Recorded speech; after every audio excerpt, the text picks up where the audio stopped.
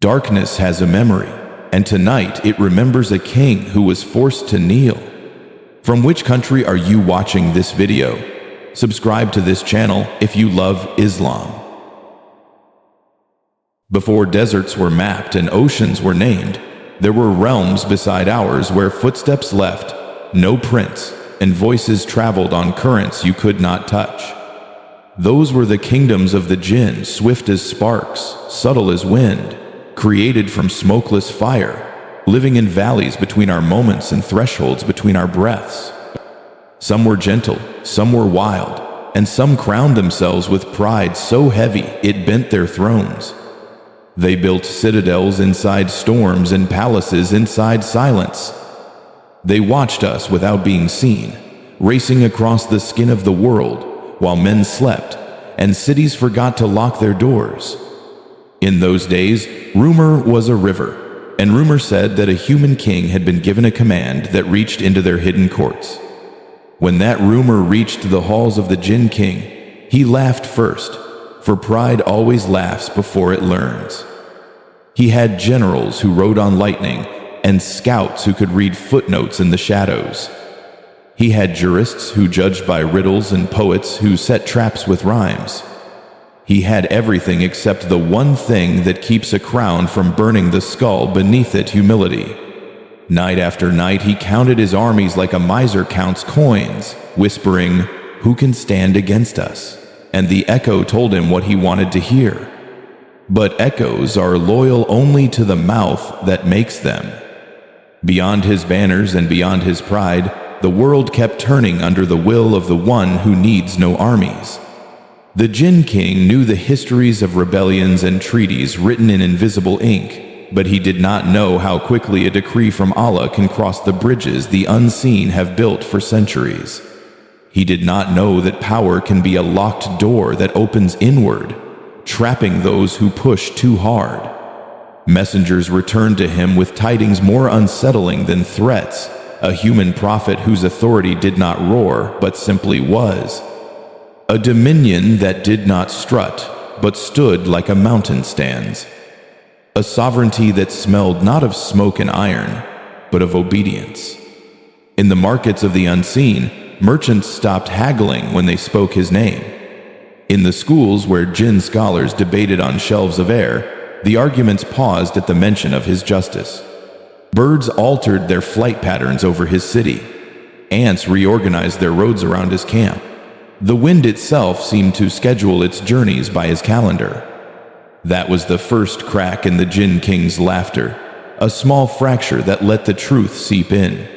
He lifted his hand to silence the songs of victory and heard, beneath the din, the gentle tread of inevitability. He remembered stories older than his reign, how pride is a mirror that breaks the face staring into it. He remembered the first command given to creation and who refused it. A chill passed through halls that never knew winter.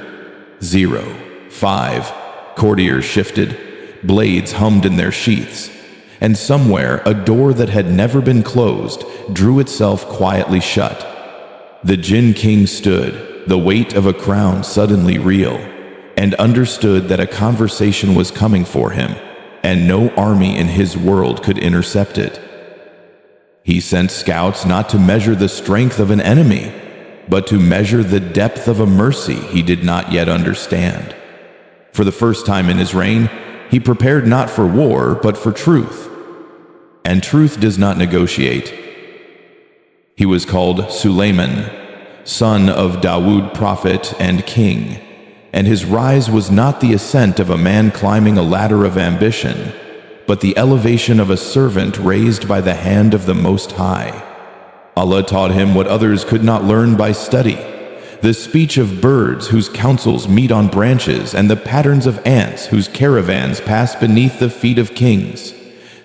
Knowledge flowed to him like clear water, and with it came the calm of authority rooted in gratitude, not greed. He did not chase the wind obeyed by the permission of Allah, bearing his command across distances that make maps blush. He did not bargain with the sea. Divers among the Jinn brought treasures from its ribs, and builders raised structures that turned sunlight into corridors.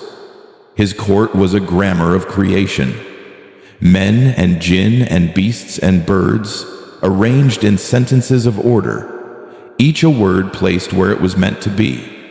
Justice sat beside him not as a guest but as a relative, and mercy walked the corridors like a familiar who knew every door. When he listened, the world answered. When he spoke, the world remembered the one who gave him the right to speak. There were days when his banners did not move, and yet victory came, because victory is not a flag but a fulfillment of truth. There were nights when his lamps were few, and yet the path was bright, because guidance is not oil, but obedience. The jinn who had once bragged of distance found themselves brought near, not by chains of iron, but by cords of decree. The rebellious among them felt the sting of discipline. The honest among them felt the ease of being rightly led. And Sulaiman did not mistake the procession for proof of his own greatness. He knew what every real leader knows, that a crown is only a shadow cast by a command that belongs to Allah alone. So when delegations came, some proud, some trembling, he did not meet them with the appetite of conquest, but with the appetite of guidance. He weighed power on scales that thieves cannot tilt. He corrected without cruelty and forgave without forgetting. Under his rule, order felt like rain on a thirsty noon, soft, inevitable, and exactly in measure. The people learned that authority can be a shelter when it kneels to the one who gave it, and the jinn learned that speed is no escape from a justice that moves at the speed of command. He taught through decisions more than declarations. When a creature of the air spoke, he listened. When a creature of the earth warned, he heeded. Gratitude was not his mood, it was his method. He counted blessings the way accountants count coins, with accuracy and with fear of loss, and so the treasure increased. His enemies found themselves disarmed not only by might but by meaning. For how do you fight a man whose victories are prostrations and whose banners are verses? The day came when the rumor of him became the road to him. The Jinn king, once loud in his chambers, arrived at a threshold where silence sounded like wisdom. And Sulaiman waited, not impatiently, for even time obeys when truth is about to speak. He would receive this unseen king as he had received all gifts, without vanity and without fear, knowing that honor is safest when it sits on knees that know how to bow. For dominion without remembrance is a drought, but dominion that remembers becomes a river, and wherever a river flows, even fire-born beings come to drink. He was the king who humbled giants not by shouting them into silence, but by measuring himself against the command of Allah and finding no room for pride. When a boast rose like smoke, he let the wind of remembrance push it away. When power surged like a river in flood, he guided it back within the banks of justice. Around him stood beings who could cross horizons between blinks, lift stones that made mountains jealous, and weave illusions thick enough to fool a marching army, yet they found themselves pausing at a single raised hand, because that hand moved only with permission. The strong among the jinn had learned to terrify the reckless and to tease the curious. But under Sulaiman they learned something harder than fear and rarer than awe. They learned limits. He taught limits the way a gardener teaches vines, not by snapping them in anger, but by training them toward fruit. A day began with the usual thunder of capability, offers shouted in 100 tongues, impossibilities volunteered by creatures who believed nothing could resist their speed, and Sulaiman listened, weighing each promise against truth as a goldsmith weighs a coin against its ring. One jinn swore he could uproot a fortress and set it in a valley before the sun turned in the sky, and Sulaiman asked not for spectacle but for purpose, not for noise but for benefit. He would say, "What good will it bring to people who plant and pray, to widows who count their dates, to orphans who sleep better when walls hold firm, and the Jinn would feel the heat of a question their pride had not prepared for. Glory without service deflated like a drum with a pinhole. The giants were humbled, not because their arms were tied, but because their claims were untied and shown to be string. And Sulaiman's court learned the grammar of usefulness, that every power is a sentence, and every sentence must end with worship. He did not compete with them on speed. He set the pace with wisdom.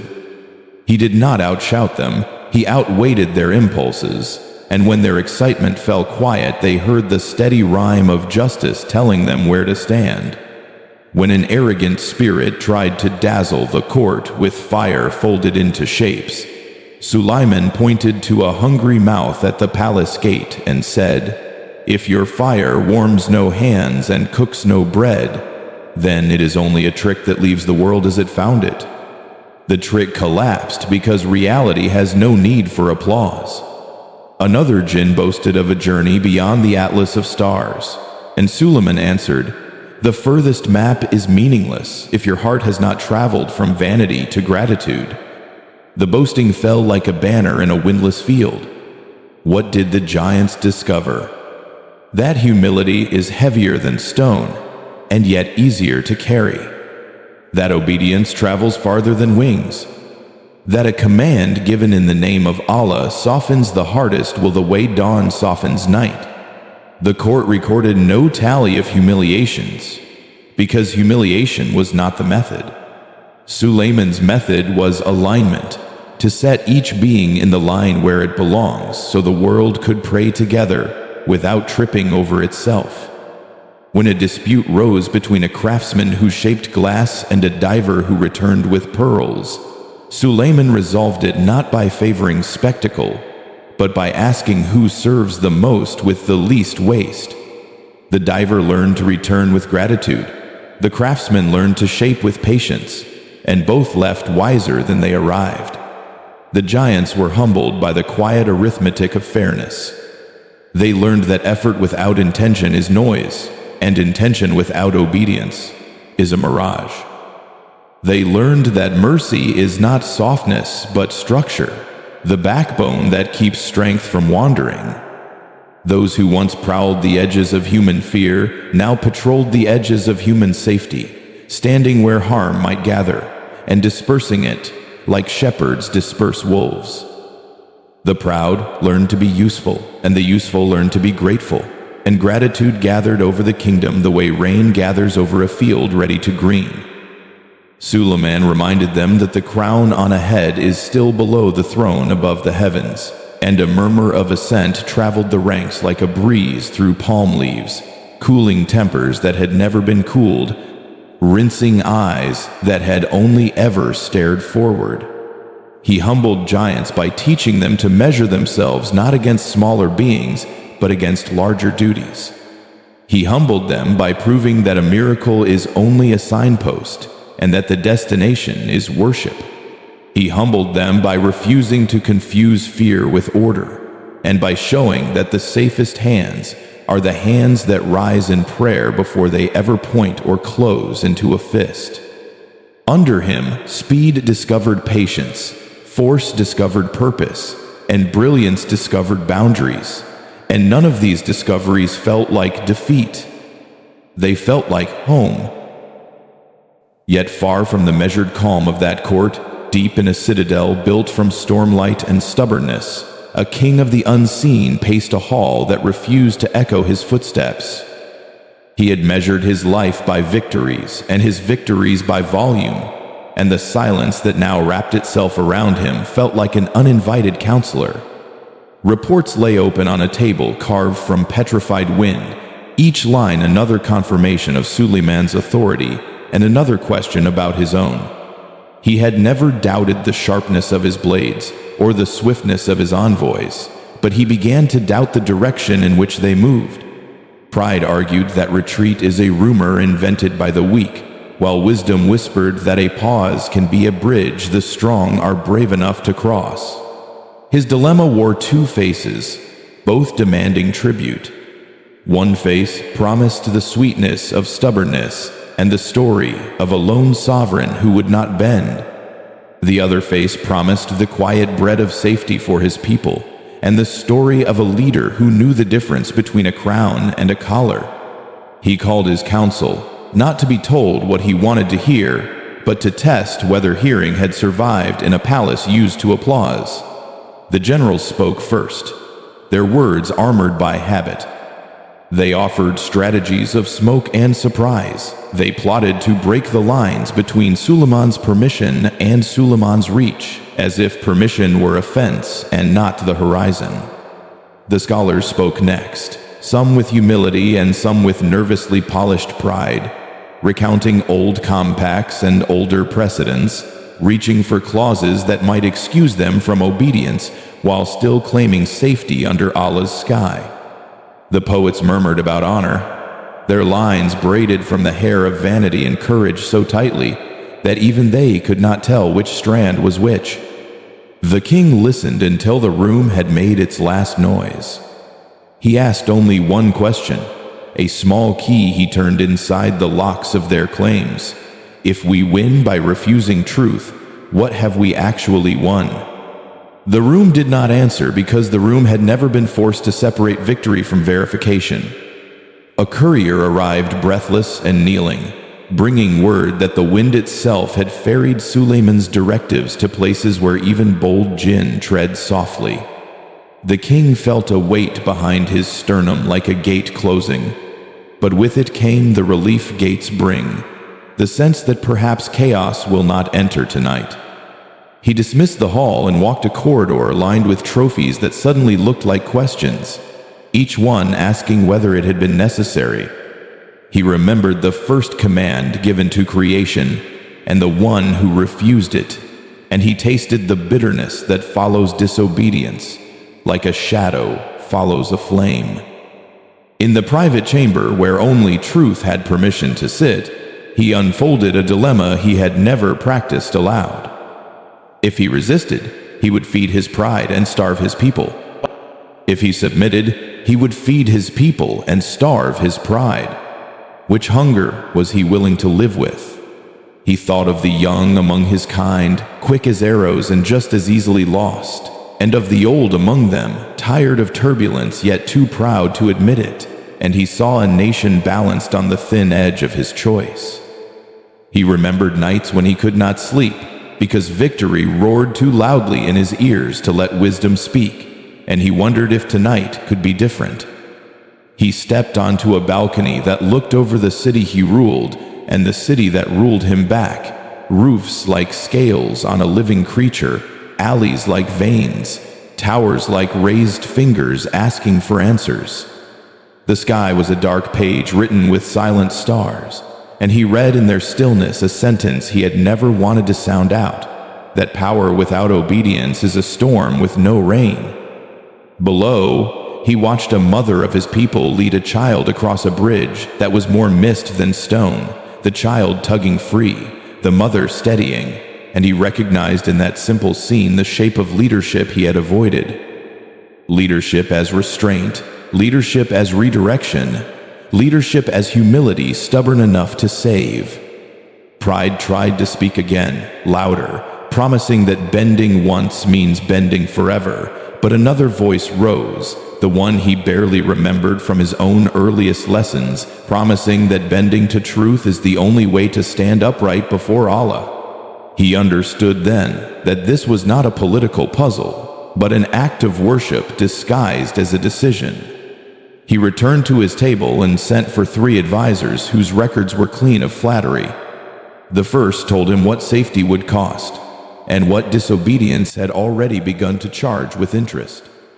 The second told him where his people were most vulnerable, the places where pride would be paid for by those who had never ordered it. The third told him a short story that fit into a single breath. A king once asked whether thunder obeyed him, and the rain answered first.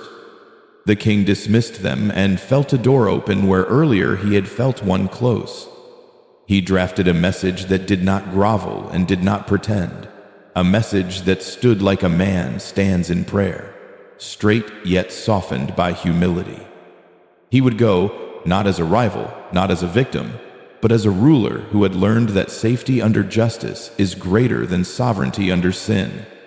He rehearsed the words he might speak should he be allowed to speak at all, words that admitted limits without surrendering dignity, words that placed the welfare of his people above the furniture of his pride. In the courtyard, the horses of wind pawed the air, and the banners of heat curled around their poles as if trying to slip free of their duty. But even the restless felt a new discipline enter the night. He ordered his guard to carry no weapon meant to wound, only the weapon meant to remind, the remembrance that shields the heart against rebellion. He ordered his scribes to record not the length of the procession, but the weight of the intention.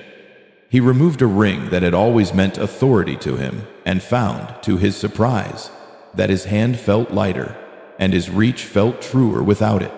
He stood before a mirror that had known only admiration, and asked it one last mercy: "Show me the cost of my stubbornness."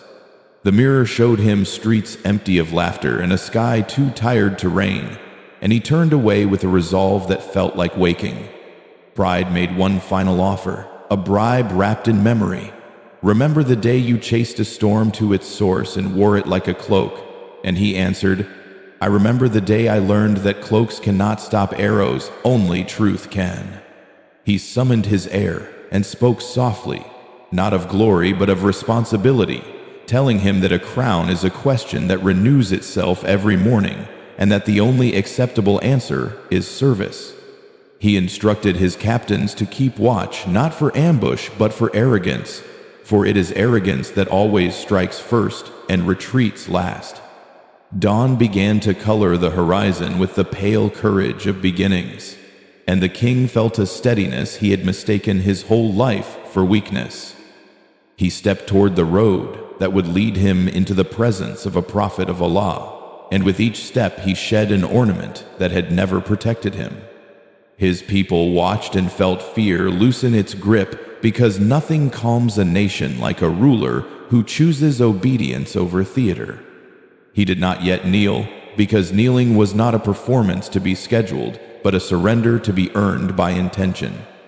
He did not yet beg, because begging would be empty if it did not carry the full weight of choice. He did not yet speak, because sometimes silence is the most honest prologue to truth. He only walked, and with every pace the dilemma that had torn him slowly stitched itself into a single path. A path that would take him from the hall that adored him to the court that would correct him, from the pride that blinded him to the mercy that would allow him to see, from a throne balanced on wind to a ground firm enough to kneel on without falling. He did not come with banners but with breath held tight against his ribs, and every step toward the court felt like the truth pulling a knot loose. He had rehearsed 100 versions of defiance and found them all brittle, each one snapping in his hands before it reached his lips. He ordered his captains to remain behind, their hands empty of the old theater, and walked with only a handful of witnesses who understood that what would happen next could save a nation or scatter it. The gates did not creak as he passed, as if even metal preferred not to interrupt a heart approaching its verdict. Inside, the arrangement of the world seemed to have learned a discipline he had never studied men, whose faces carried the calm of duty, birds perched like scribes on the high beams, the wind crossing the hall as if it had an appointment. He felt eyes upon him that did not accuse but did not excuse either, a gaze that measured without humiliating, and somewhere beneath that gaze his own breath decided to slow down. He raised his head and saw him Sulaiman, son of Dawood, seated in the dignity of a servant who knows where majesty truly sits. There was no gaudy aura, no parade of thunder, only the serenity of obedience holding the center like a tent pole that does not sway, no matter how the desert argues with the sky. The king of the Jinn felt the last noisy piece of himself fall quiet. He bowed, not to a man as a man, but to the prophethood the man carried, and the bow did not bruise him as he had feared. It relieved him with the relief of putting down a weight he had never admitted was heavy. "Peace be upon you, Prophet of Allah," he said, each word a step away from an old cliff. "And upon you be peace," came the reply, a sentence that did not rush and yet arrived before anxiety could gather its courage. He asked permission to speak fully, without riddles and without the tightrope tricks his court had applauded for years, and permission was given with a slight nod that carried more stability than 1,000 loud assurances. He began to tell the story he had never allowed to escape his mouth. He admitted the arithmetic of his pride, how he had counted victories that did not bless his people, and how he had worn a crown that demanded constant noise to feel real. He spoke of the reports that had frightened him not because they threatened loss, but because they promised clarity. "We are beings of speed," he said, "and speed is easily confused with wisdom." He confessed that he had trained his nation to be impressed by what was quick instead of what was correct, by what dazzled instead of what served, and that under such training, even the faithful grew impatient with the slow mercy that changes things properly. He did not ask for the permission to remain as he was. He asked for the permission to become what he should have been.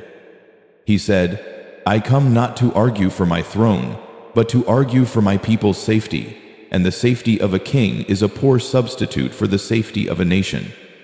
Silence attended him like a patient teacher. When he finished his first breath of truth, he waited for judgment and found instruction instead.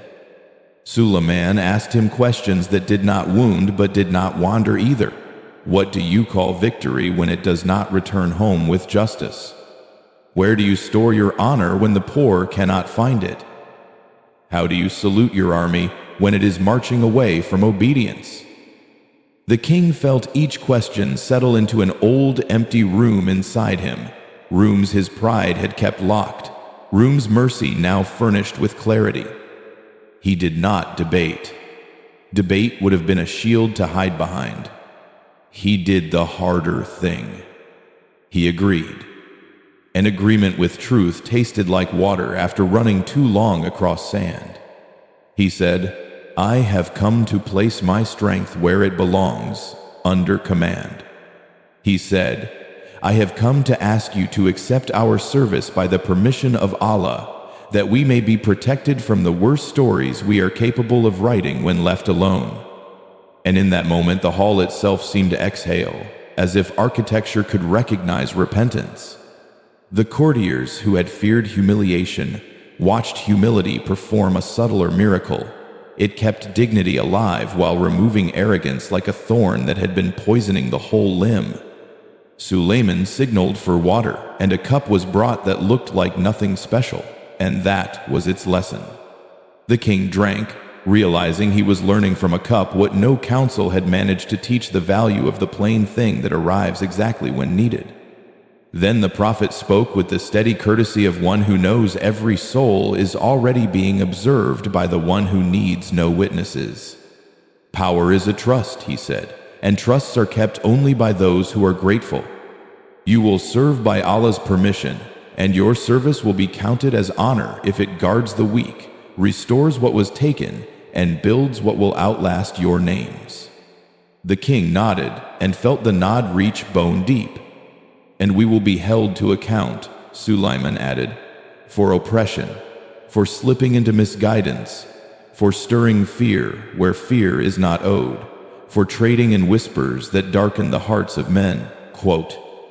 The king said what he had never said in a room full of listening ears: "I accept being held." He understood that a fence around a garden is not an insult to the fruit. With that, the first encounter sealed itself not with a performative oath, but with the simple alignment of two realities: authority that bows to Allah and strength that bows to authority. The court moved again, but it moved differently now, as if everything had found its lane. The Jinn king felt relief rise in him like dawn, that doesn't need permission to lighten the horizon. He had thought surrender would be a kind of dimming. It turned out to be the switch that allowed light to choose where to fall. Then the plea came. the one that would echo in rooms where his name was never spoken and in hearts that would never learn his lineage, the begging that did not sell dignity to buy safety but traded pride to purchase truth. He did not kneel to a man, as if a man could cancel the decrees written above the sky. He knelt toward the mercy of Allah and asked that Sulaiman bear witness. "I have wealth I cannot spend and speed I cannot slow," he said, "and neither of these has taught me how to protect my people from their own fire. So I beg," he continued, the word begging fitting into his mouth with the shock of a key that had always been cut for his lock, "not for more land or longer life, not for illusions that impress today and embarrass tomorrow, but for mercy. I beg," and here the hall stilled as if sound itself wanted to listen, "for the kind of mercy that teaches obedience before punishment teaches fear." Quote, he asked that chains be put not on wrists but on impulses, that guards be stationed not at borders but at thresholds of intention, that his nation be drafted into service where service shapes the soul rather than spectacles that only sharpen vanity. He said, "Bind us to tasks that bless creation. Send our strongest to build, our swiftest to fetch what benefits, our cleverest to unfasten knots that have trapped families in hunger and communities in confusion." He admitted that under his watch, some had toyed with shadows to frighten the simple, and had made bargains with human folly to profit in the margins where ignorance lives. He asked that those markets be closed and those debts be paid by service. He confessed that he feared not the firmness of Sulaiman's command, but the looseness of his own if he were allowed to return unchanged. "Let there be rules," he said, "that cut like clean knives but heal like clean stitches. Let there be councils where the young among us learn to love truth before they love their tricks. Let there be audits of our invisible dealings, and let the penalty for deceit be labor that mends what deceit has torn. Let the smugness we have mistaken for safety be dismantled like a scaffold once the building stands." He asked not to be spared consequences, but to be given consequences that educated. He asked not for a loophole, but for a law, because loopholes breed mice, and laws build doors. He said, "Teach us to fear Allah more than we fear humiliation. Teach us to be ashamed only of disobedience, not of obedience that others misunderstand. And if I falter," and here his voice thinned but did not break, "let me be corrected quickly before my error blossoms into theirs." The plea haunted the listeners not because it was pathetic, but because it was accurate, a mirror held at the right distance. Every heart in that court, whether made of clay or fire, could see its own thin places where pride masqueraded as protection. Sulaiman watched without haste, then spoke with the balance that turns power into shelter. "Your begging," he said, "will not be for me to answer, but for Allah. Yet I can set the path along which mercy meets you." He laid out terms that were neither harsh nor negotiable. No deception of those who do not see you unless you are protecting them from harm. No commerce in fear. No recruiting the foolish into worse folly. If you take, you return double. If you frighten, you comfort. If you mislead, you guide until the misled finds the doorway again.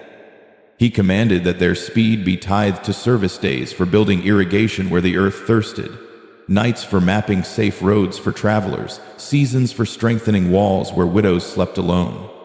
He appointed overseers from among the just of their kind, not informers obsessed with catching faults, but shepherds obsessed with keeping flocks whole.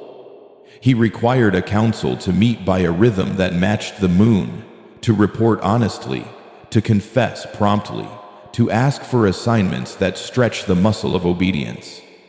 There will be punishment, he said, for stubborn harm, but there will be more work than whips, because work is the medicine pride resists the most and needs the most.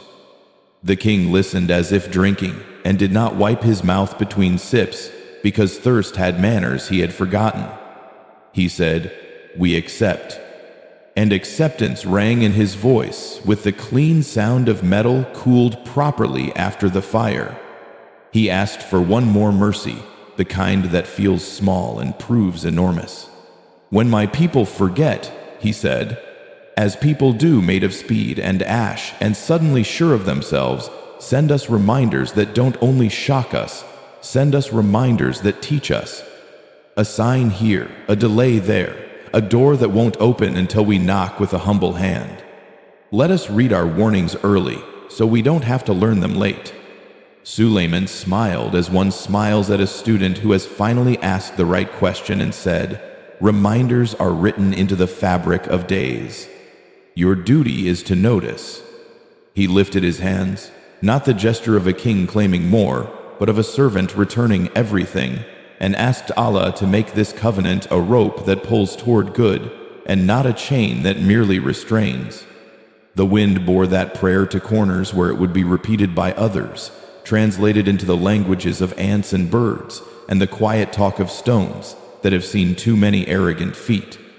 The Jinn king lowered his forehead to the floor, and when he raised it, his eyes had the brightness that arrives after long rain. He turned to his witnesses and spoke the new grammar of his reign. "We will be measured by the good we leave behind, not the noise we make arriving. We will be praised, if we are praised at all, for the restfulness others feel when we pass. And if any among us refuse this path, they will be brought to it or brought away from us, for belonging will mean something again." He asked to begin at once, not because he trusted his momentum, but because he distrusted delay. Sulaiman assigned their first labors, as a doctor writes a prescription specific, proportionate, aimed not only at symptoms, but at the hidden illness. They were sent to rebuild a village roof by roof after a storm nobody had thought to blame on themselves. They were sent to mend a road where merchants had been losing small coins that later cost them large, to strengthen a well whose brackish water had taught children to accept bitterness as normal. He sent them to sit invisibly in courtrooms and make truth easier to hear, to whisper steadiness into hearts that already wanted to be fair. He sent them to stand unseen beside scholars who stayed up late, so that those scholars' fatigue would not turn precision into carelessness. "Serve where the world remembers you only as ease," he said, and they went. The king found himself lighter with every order he relayed, not because he had become less, but because he had become aligned. And the plea he had spoken remained in the air like a fragrance you catch hours after the flower has been moved elsewhere. The haunting of it was not dread, but devotion, a line that kept replaying in the mind.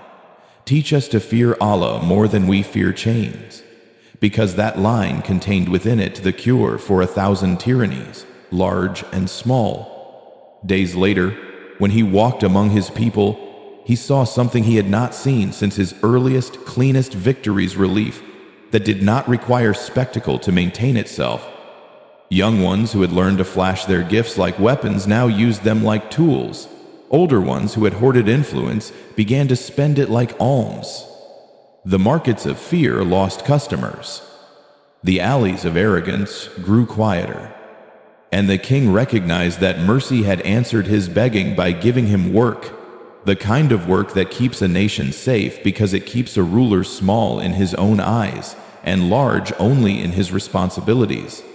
He returned often to the court not to renegotiate but to renew intention, and every time he bowed, the act felt less like falling and more like standing in the correct posture for a story that had finally remembered its author.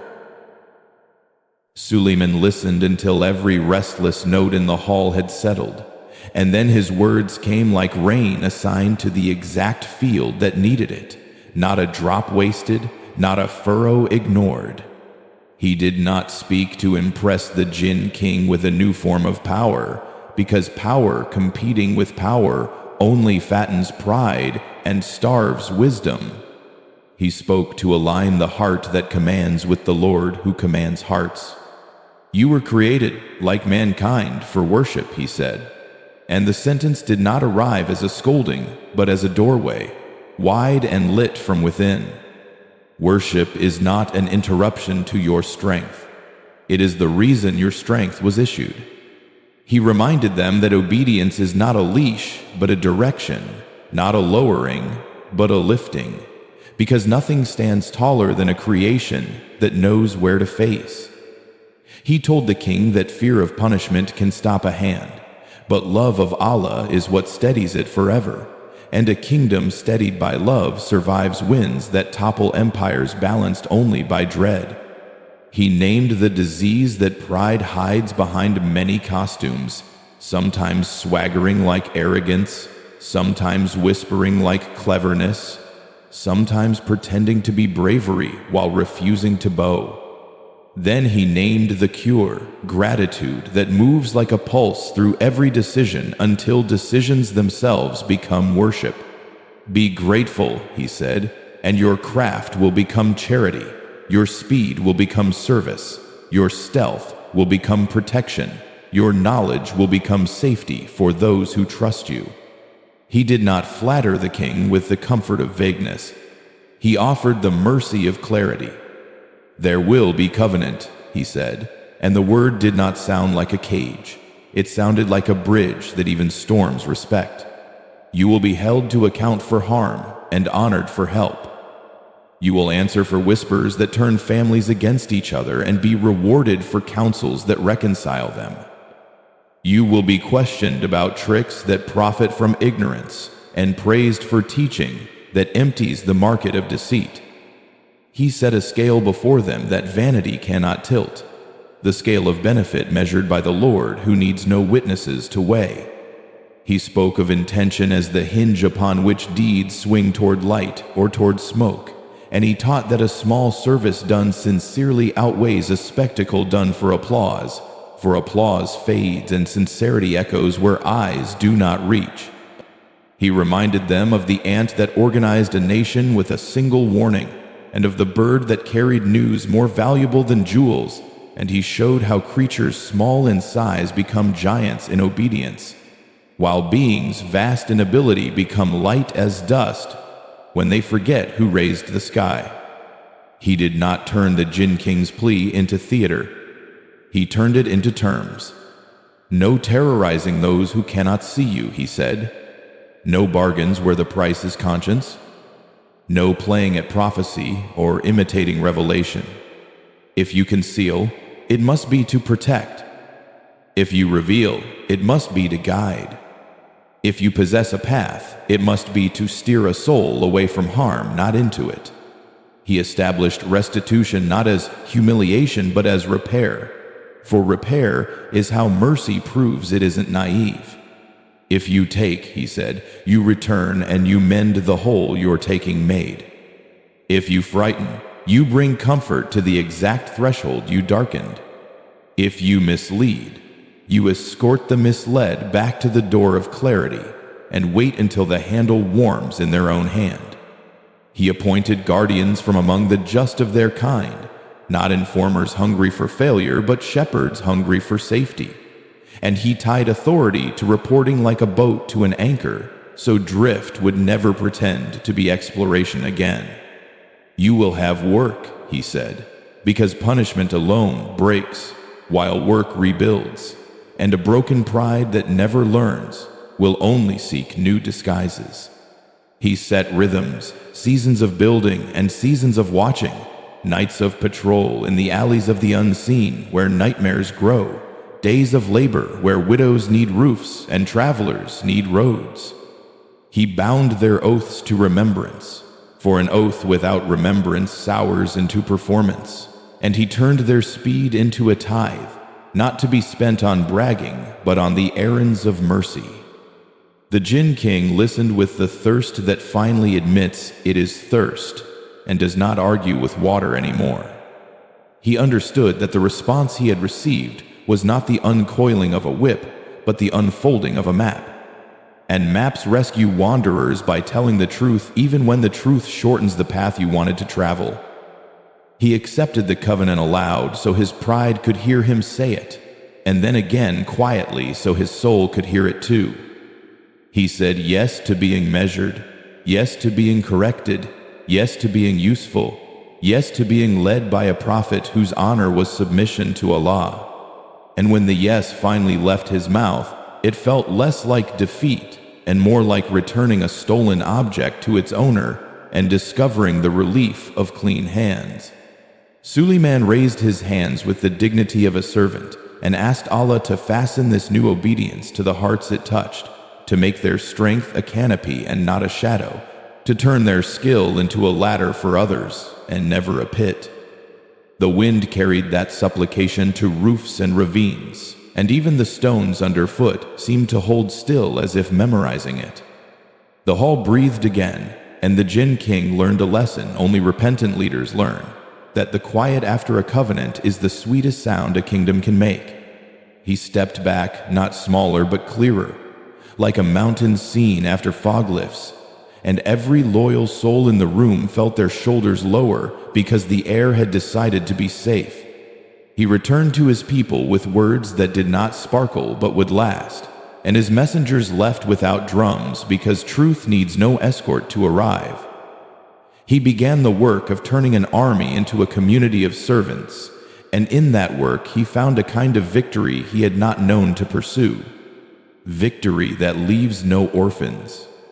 Victory that leaves no widows explaining absence to children who already understand it too well. Victory that leaves the marketplace honest and the night unafraid. And the greatest of those victories was the one lodged in his chest, a pride anchored by gratitude so it could no longer drift out to the old reefs where kings wreck themselves. They began at the edges where harm likes to gather, because mercy patrols the borders before it decorates the center. The strongest among them, once famous for lifting towers as demonstrations, now lifted stones because roofs were leaking over people who prayed. Divers who had treated the sea like a stage dove for beams of coral and ancient timbers to shore up wells that had been tasting of salt and resignation. Swift couriers mapped the night for travelers, stringing invisible threads between safe inns and honest markets, so feet tired from seeking lawful sustenance could step with trust. Their architects turned from labyrinths that trap to pathways that teach, building canals that brought water to fields which had learned the language of dust too fluently. None of this made a noise worth clapping for, and that was the proof they needed to keep going. They discovered the ease that lives inside usefulness, the kind of rest you can only feel when your speed is finally going the right way. They learned to report without drama, lists of tasks completed written in clear lines instead of boasts sung in spirals, and the king read those lists like a treasury, because every repaired hinge is a coin, every shortened queue a jewel, every reconciled neighbor a crown.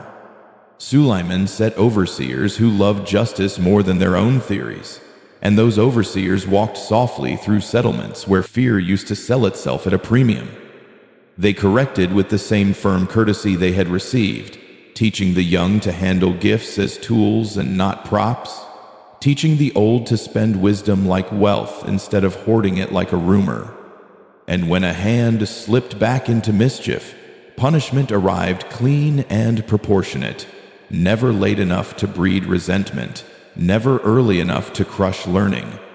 Work was the medicine, and slowly the fever of spectacle broke. The court of Sulaiman pulsed like a heart that knew its purpose. Men and jinn and beasts and birds bringing news, requests, plans, and gratitude, each item placed where it belonged, none of it allowed to rot in corners where neglect makes mold of even the best intentions. There were days of vast construction when sheets of crystal were lifted by teams that moved as one will moves, and the floors they laid shone like reminders that clarity underfoot is a mercy all its own. There were nights of quiet repair when a single widow's door was rehung, so the wind would ask permission before entering, and that single night counted as a parade in the ledgers that matter. The jinn who once had sold illusions like sweets learned to sweeten water with patience, stirring the bitterness out of wells whose taste had taught children to accept a smaller life. The scouts who had perfected eavesdropping on folly now listened for loneliness and routed companionship to its address, because protection is not only from blades, but from emptiness that eats at faith. They kept watch over scholars who worked by dim oil, holding back the drowsiness that turns precision into accidents, and they breathed steadiness beside judges wrestling with knots of testimony so that verdicts could land like rain on both parties, accepted for their fairness even when they stung. And through all of it, the memory of their king's plea traveled with them like a quiet drum, the rhythm of teach us to fear Allah more than chains, reminding every hand why it had strength and every foot why it had speed.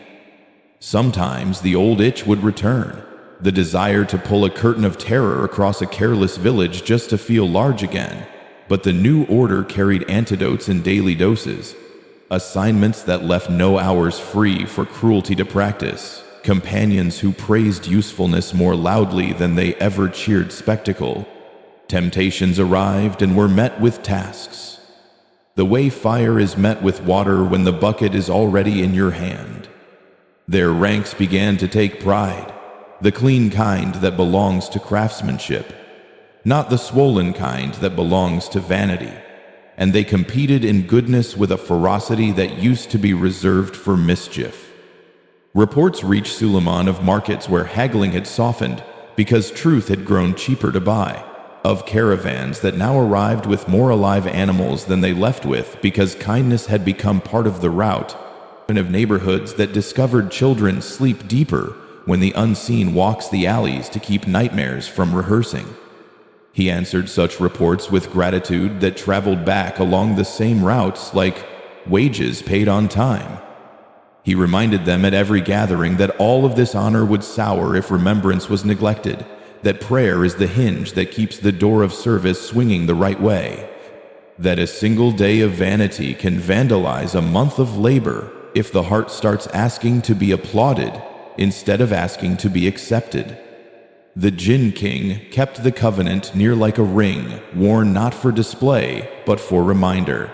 And he learned to visit work sites without announcing himself, to praise in specifics and correct in private, to replace commanders who loved the image of authority with those who loved its responsibility.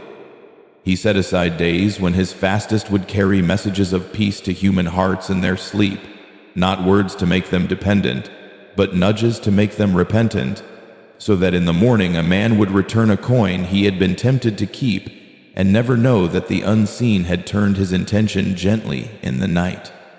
He set aside nights when his strongest would stand where harm gathers, crossroads where bitterness likes to recruit, doorways where anger looks for reasons, and their stillness there was a service too.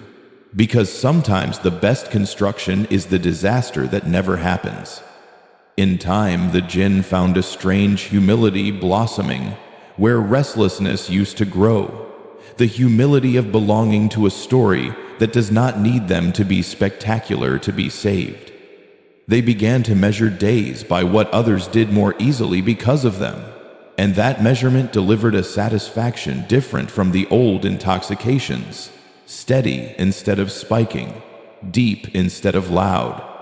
And when they gathered at the end of cycles to account for their work, they discovered that accounting had become a kind of worship too. Numbers recited like beads, each total a dua that the next cycle be cleaner, quicker, kinder.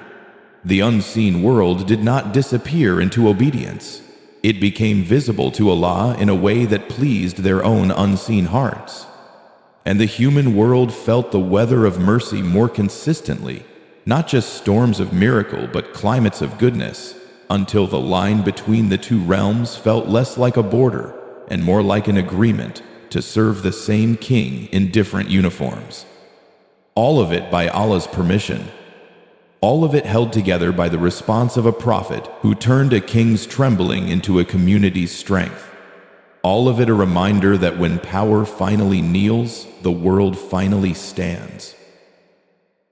Whispers travel faster than banners, and among the Jinn those whispers learned new routes, curling through market stalls built from shadow and over rooftops that never touch a wall, carrying a question that made proud hearts itch: did their king bow out of weakness or wisdom? Some repeated the scene with spite, imagining tremor where there had been steadiness, inventing humiliation so they could avoid humility, while others repeated it with relief, as if a long drought had finally admitted it missed the taste of rain. The story changed color in every mouth, but one color refused to fade, a thin line of fear that ran under every version like a river under sand. Fear that obedience would make them small. Fear that service would erase the signatures they had carved into the corners of the world. Fear that mercy was just a gentler word for surrender. And fear, when it is not named, becomes advice with a costume on. So advice began to arrive at the king's court, wrapped as strategy, tied as prudence, but smelling of the old pride that had nearly wrecked them. Some urged renegotiation not because the terms were unjust, but because their egos had not been consulted. Some suggested selective obedience, a loyalty that clocks in only when watched. Some whispered, if we must serve, let us serve loudly, so the service itself becomes another stage where we can perform. The king heard them all and remembered the first time he had mistaken volume for truth. He gathered his people in the places where their old habits had trained them to be nimble in wide courts, where wind could carry words without twisting them, at crossroads where feet had to decide a direction, and he spoke plainly enough to make fancy excuses feel overdressed. Fear that makes you clever against obedience is the kind of cleverness that makes you stupid against consequences, he said. If we shrink because we serve, it means we were inflated, not strong. He did not order bravery, he described it until they recognized it, showing how courage is not the refusal to bow, but the choice to bow to the right one. He told them that the old currencies startle the simple, confuse the careless. Profit from the fog had been devalued by truth, and anyone still trying to spend it would find themselves begging at windows that no longer opened. He trained the swift to pause without losing speed, and the strong to ask for whom before they asked how much. He assigned mentors whose loyalty had already been tested by quiet work, not performers who loved applause more than outcomes, and he set up councils where even the proud could lay down their weapons without being mocked for having carried them. Whispering did not stop. Whispering never stops. But the content changed, because content always follows leadership's posture the way water follows a channel. New whispers began to spread testimonies of wells tasting sweet again, of roads where travelers slept, of human hearts waking from nightmares without knowing someone had stood guard at the door of their sleep. The fearful found themselves outnumbered not by threats, but by proofs. Even so, pockets of resistance held on, a few elders irritated that respect now came dressed in usefulness instead of legend, a few youths whose fingers still tingled for trouble because they had not yet learned that peace can be an adrenaline too.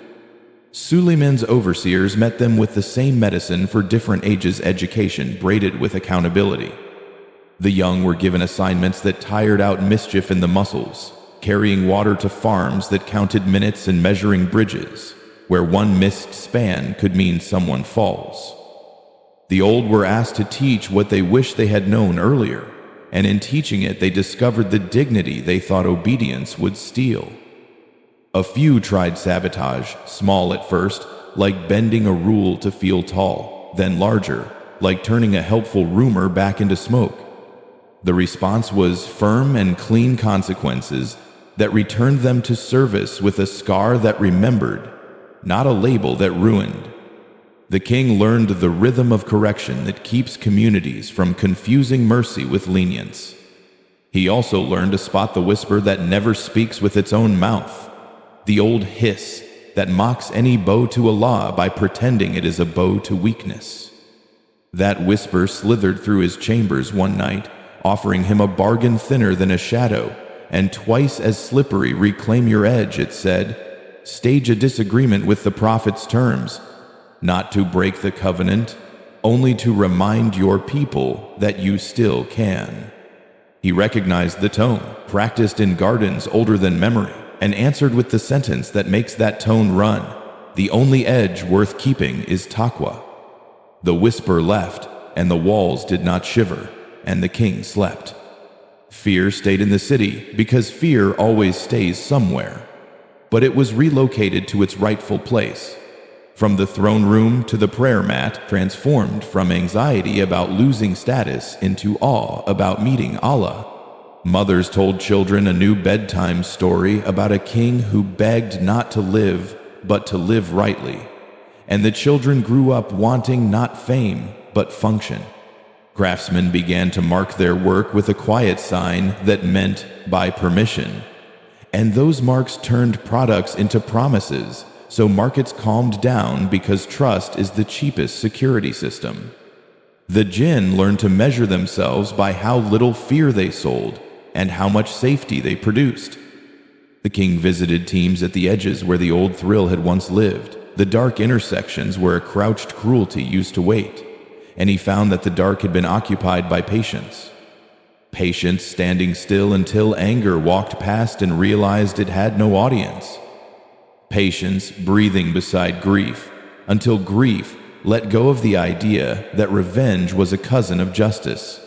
Patience that looked boring to egos but looked like shelter to souls. Reports returned less decorated but more dense, full of numbers that could be checked and names that could be thanked, and the king developed a taste for this new kind of sweetness, the taste of a day that ends with more order than it started with. He gathered his people again and taught them a sentence they began to pass down like a family heirloom. The fear that keeps you from sin is a friend. The fear that keeps you from service is a thief. By Allah's permission, the thief found fewer doors unlocked.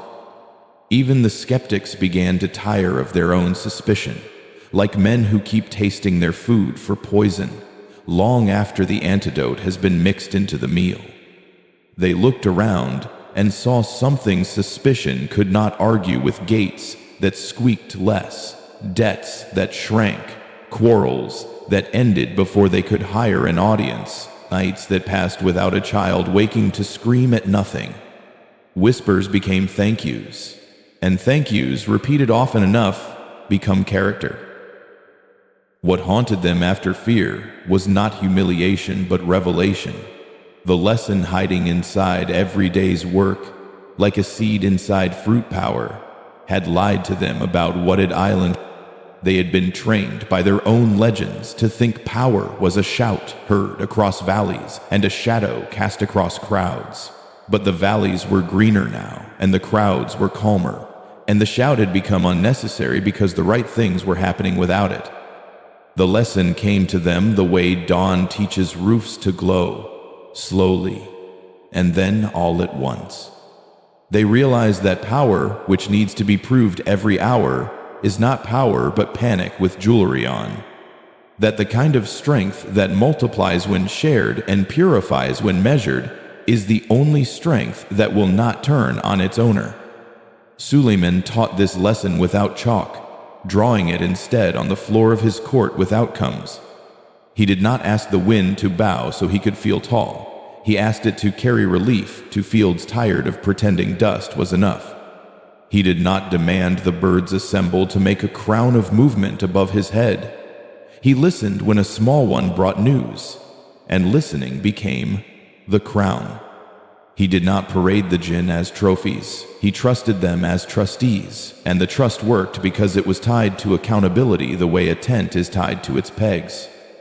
The Jinn king saw that the prophet's authority did not leak when it flowed through others. It grew clearer. People in his realm started to say things that sounded ordinary and felt miraculous. My neighbor helped me before I asked. The road is safe after sunset.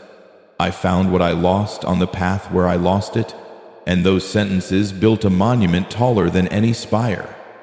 Power, they learned, is the habit of making it easier for others to do what is right. It is the art of removing excuses from evil and putting handles on good, so even tired hands can lift it. It is not the right to take more, but the capacity to return more than you took. It is not a chair that needs height, it is a floor that needs level. And all of it is a trust that either glows with gratitude or rots with vanity.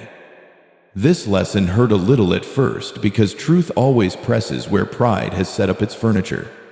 A few of the king's oldest companions asked whether a life without spectacle was worth being immortal for, and he answered with a story that finally felt like home.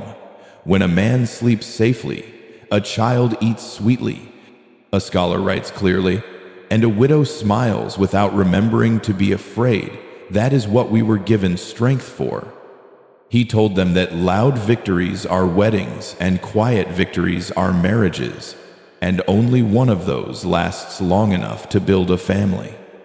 They tested the lesson in 100 different laboratories, on the scaffolds where roofs were relaid, in the court where testimony arrived tangled and left untied, at the wells where taste turned from brine to blessing, and the results repeated until even doubters had to admit repetition was evidence, not coincidence.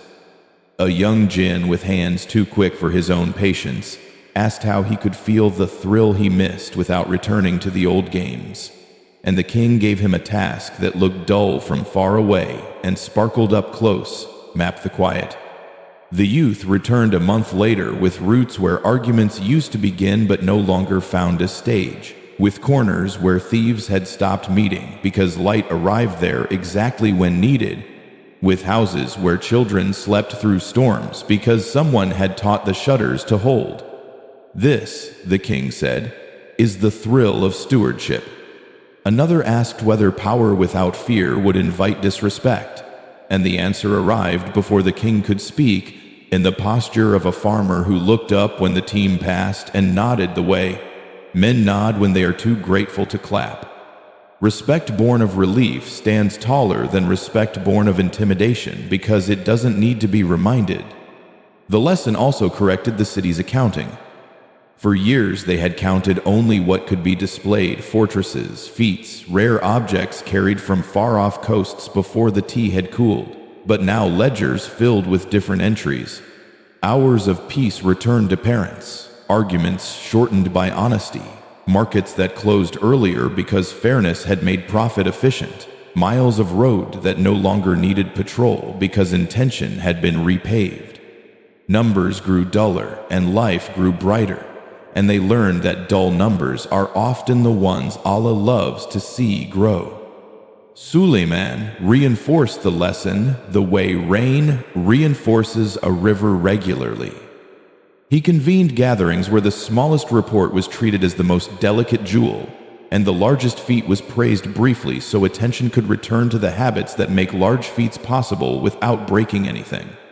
He corrected language that betrayed the old disease, forbidding phrases like, "we terrified them into compliance," and replacing them with, "we helped them choose what was right," because tongues build worlds, and a tongue that keeps saying fear will eventually need fear to stay in business. He reminded them of the ant's warning that saved a nation of ants from being crushed under a march that did not intend to harm, and of the bird whose message prevented a queen from choosing a path that would have hardened her people. And he drew a line through both examples to the same sentence written above all: guidance is the greatest use of strength. The king began to see his own throne differently, not as a seat that lifted him, but as a station that located him, placing him exactly where responsibility could find him without delay. He started each cycle with a dua that turned into policy. "O Allah, make my power heavy with gratitude and light on ego." And then he designed checks that would prove whether the dua had reached the ground, unscheduled audits of places where he himself was adored, unexpected questions posed to people his policies touched, but whose names never reached him, unannounced visits to the alleys where promises go to be forgotten. The more he practiced the lesson, the less he needed to say it, because cities memorized the posture of their leaders. The Jinn who once fan-danced with flames began to keep water near wherever they performed heat, and that precaution saved more lives than any audience will ever clap for.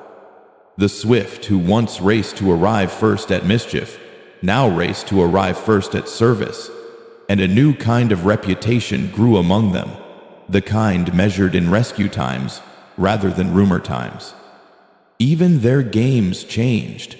Contests now rewarded the team that made life easiest for the most people, and victories were celebrated by giving away the prize to the smallest contributor, training hearts to love the invisible hinge more than the visible door. They taught their children that the opposite of weakness is not arrogance, but worship, and that the opposite of fear is not recklessness, but trust. They told them that power can be a mirror that breaks the face staring into it, or a window that lets more light in, and the only carpentry that matters is learning which one you are building. The city's sound changed too. It lost the pitch of constant alarm and found the frequency of steady work, the hum that means a machine is well oiled, the susurrus that means a garden is being cared for. In that sound, the king heard his own old restlessness fade, replaced by a patience that did not feel like waiting, but like moving at the speed of trust. He visited Sulaiman and reported not triumphs but trends. And Sulaiman heard what every true leader loves to hear, the sound of delegated goodness becoming native habit. He reminded the king that even this lesson can be lost if gratitude is not renewed. And together they asked Allah to keep them small where they should be small, and strong where they should be strong, to keep their names weak and their service loud, to keep their obedience visible to Him, even if it remained invisible to those who benefited. And as the gathering dispersed, the wind moved like a clerk closing a ledger at the end of a profitable day, and the city slept with fewer locks, because locks are a tax you pay when power forgets why it was given. He feared many things, and none of them were the prophet before him. What unsettled him most lived behind his own ribs, a quiet tremor that asked whether his people could stay steady when the applause of pride was replaced by the soft wages of service. He had bent, and bending had set him free, but would the young who adored velocity mistake obedience for a wall? Would the old who collected stories like coins feel poor when legends were retired and truth was paid out in daily bread? At night, he walked the galleries of his mind where portraits of previous victories still tried to shine, and he noticed how their eyes followed him as if asking to be invited back into power. He remembered how easily cleverness can arrange disobedience to look like strategy, how swiftly the tongue can dress a relapse in robes labeled necessity. He spoke to his heart, the way a father speaks to a son eager to run too far. Too much strength without direction is only an accident rehearsing, and the heart listened because it had just learned how to be led. He placed sentries along the borders of habit, setting rhythms that would not leave empty rooms for arrogance to rent, assigning elders to watch the thresholds where jokes become cruelty and where confidence becomes disregard. He learned to fear delays that carried no good reason, because delay is often the alias of temptation, and he answered temptation with tasks before its letters could even finish arranging themselves into a message. Sometimes, lying awake, he heard the old hiss rehearsing an old indictment. You bowed to a human, and he met it with the sentence that has cooled more fires than rivers. I bowed where Allah's order stood. When reports of small rebellions reached him, a prank that frightened a village's children, a trick that made an honest merchant doubt his mind, he did not erupt. He arrived with the kind of certainty that does not shout. He separated the impulsive from the malicious. He turned mischief into labor and malice, into lessons that hurt enough to remember but not enough to ruin, and he made it clear that in this new reign, the quickest route back to honor was through repair. He gathered the quick and the proud into long sessions where words were not decorations but tools, and he taught a vocabulary that left little room for vanity to hide. replacing phrases like "we showed them" with "we served them," swapping the thrill of being feared for the dignity of being trusted. He instituted a private rite that bound him to the covenant even when no eyes were on him, a time just before dawn when he reviewed the day ahead, asking where his decisions might scratch the paint of justice and how to sand them smooth before they went into motion. He feared becoming a cautionary tale told by his own grandchildren, so he wrote down his fears and used them as checklists rather than ghosts, converting dread into design the way a wise captain turns reefs into maps that save others from tearing their hulls. The more he practiced, the more the fear changed shape, no longer a storm that threatened to drown him, but a tide that reminded him to tie every boat. He understood that being afraid of sin is part of taqwa, and he fed that fear only the kind of attention that makes it a guard dog and not a tyrant, a sentinel that wakes you to pray rather than a panic that paralyzes you. Still, there were days when his old swagger tested the fences, when the memory of the audience's gasp tried to audition for a role in his new life. And on those days he visited work sites where the only applause was a door closing properly, where the only ovation was a roof that kept rain in its place. He listened to the gratitude of widows who had learned to sleep without listening for intruders, and he let their thanks outweigh any craving for drama. He sat with apprentices whose gifts were obvious and whose discipline was still fragile, telling them the story of the first command and the refusal that has been echoing since, and they learned to hear that echo as a warning not to imitate, but to avoid. He taught them to measure bravery by truth told to oneself and mercy given to others, to distrust any assignment that paid only in spectacle, to love any duty that produced peace. Others could feel more than they could describe. He feared failing them, yes, but he feared something else even more, failing the one who had let him bow without breaking, and that fear became a light that made every corridor navigable. He stood often at the margin of a court that did not make noise to prove order, but arranged itself like a prayer that has memorized its reasons. In Sulaiman's hall, men brought disputes wrapped in details and left with decisions wrapped in justice. Birds arrived with messages that looked small and turned out to bridge kingdoms, and beasts settled into calm because they had learned that in this space no one would ask them to be anything other than what they were made to be.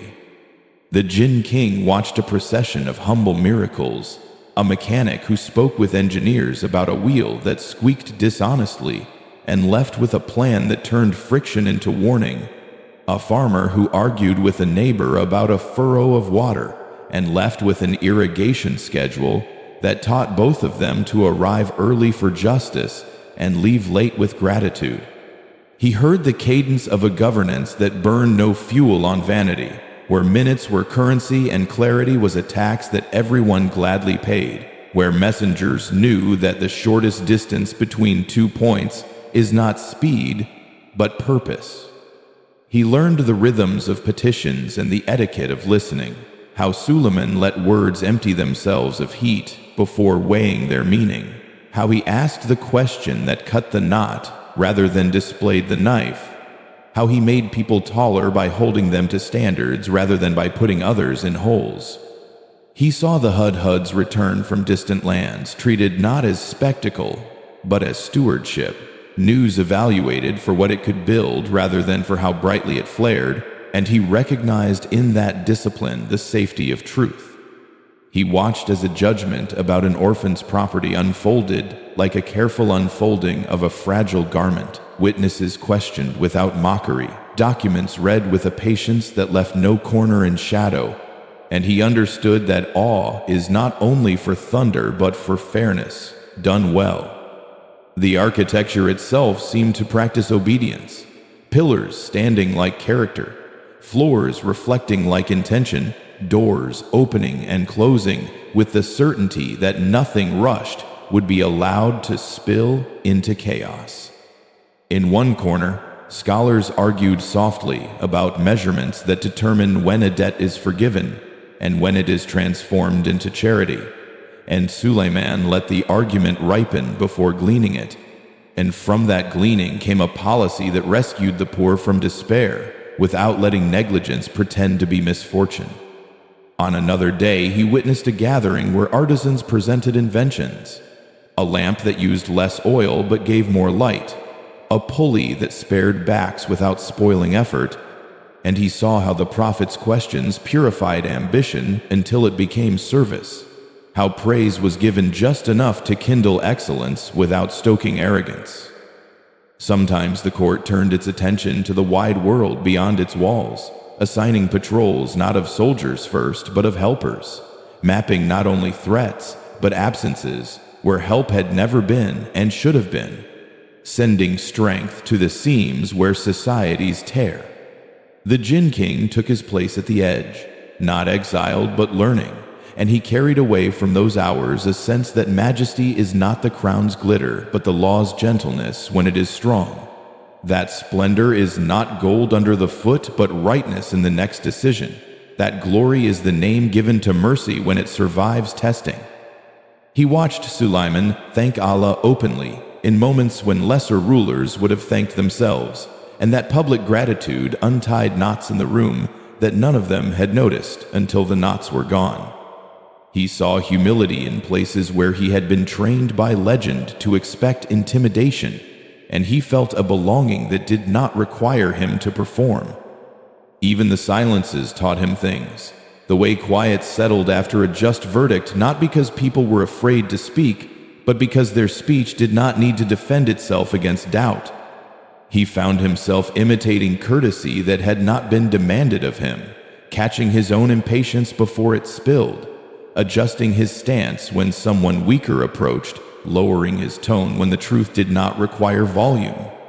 On a morning that smelled of rain deciding whether to fall, he watched as a queen's matter was discussed with a delicacy that proved strength and a firmness that honored intelligence, and he learned again that the greatest display a court can offer is a decision that leaves no residue of humiliation behind.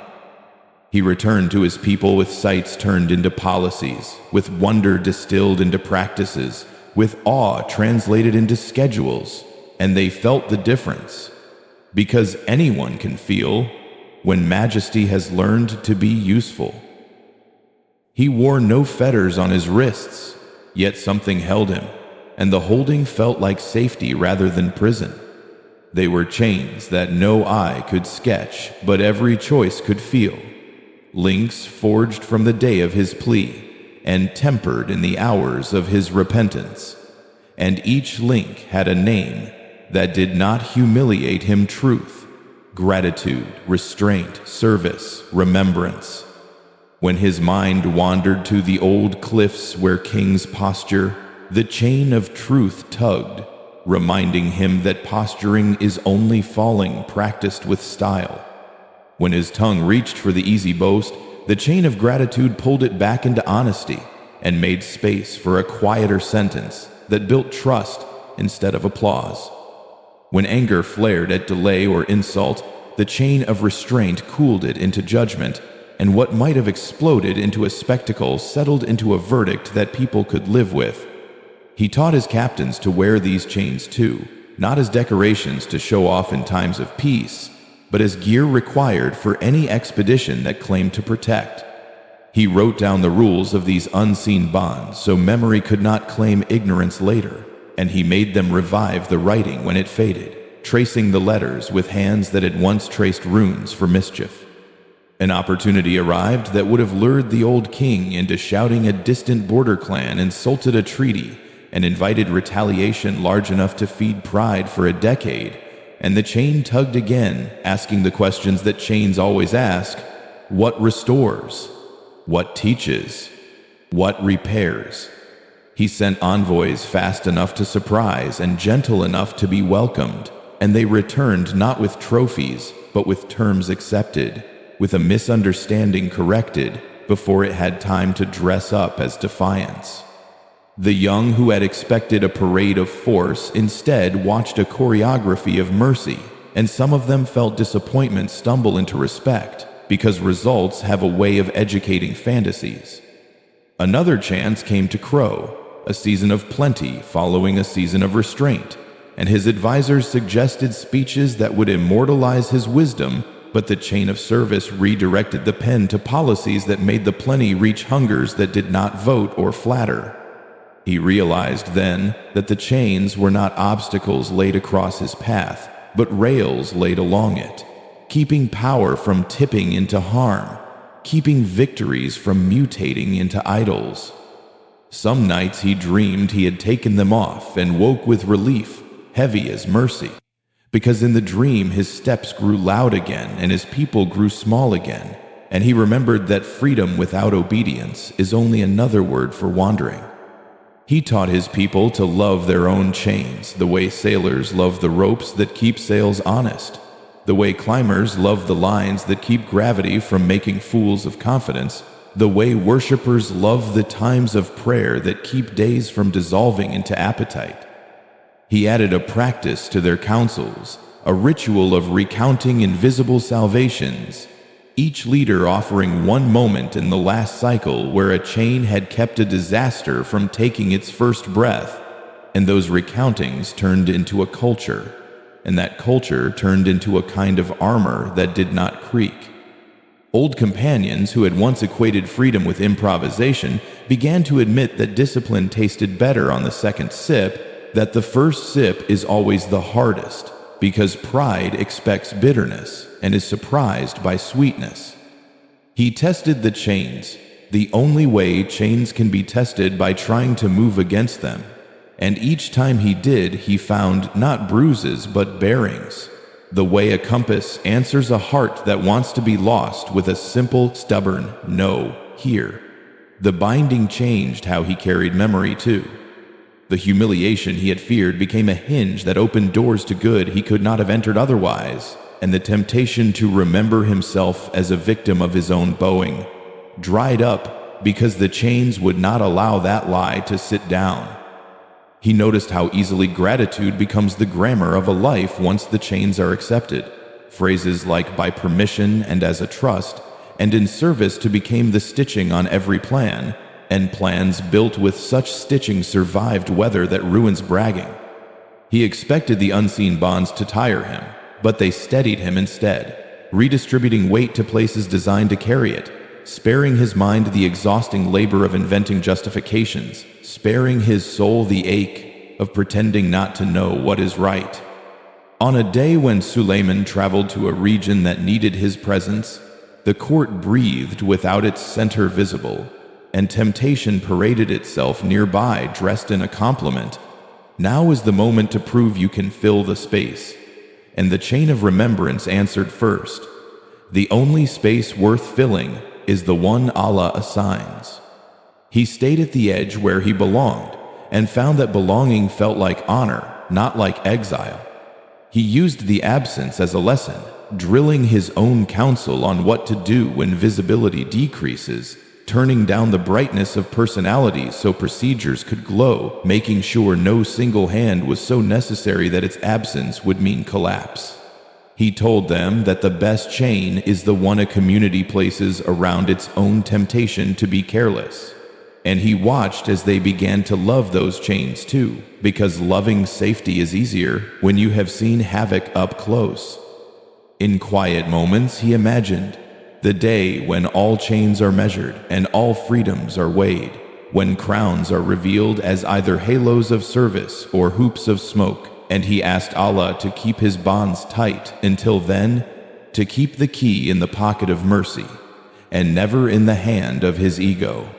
He taught the smallest among his kind to practice a simple exercise. Before any trick is tried, ask if truth could do the job faster.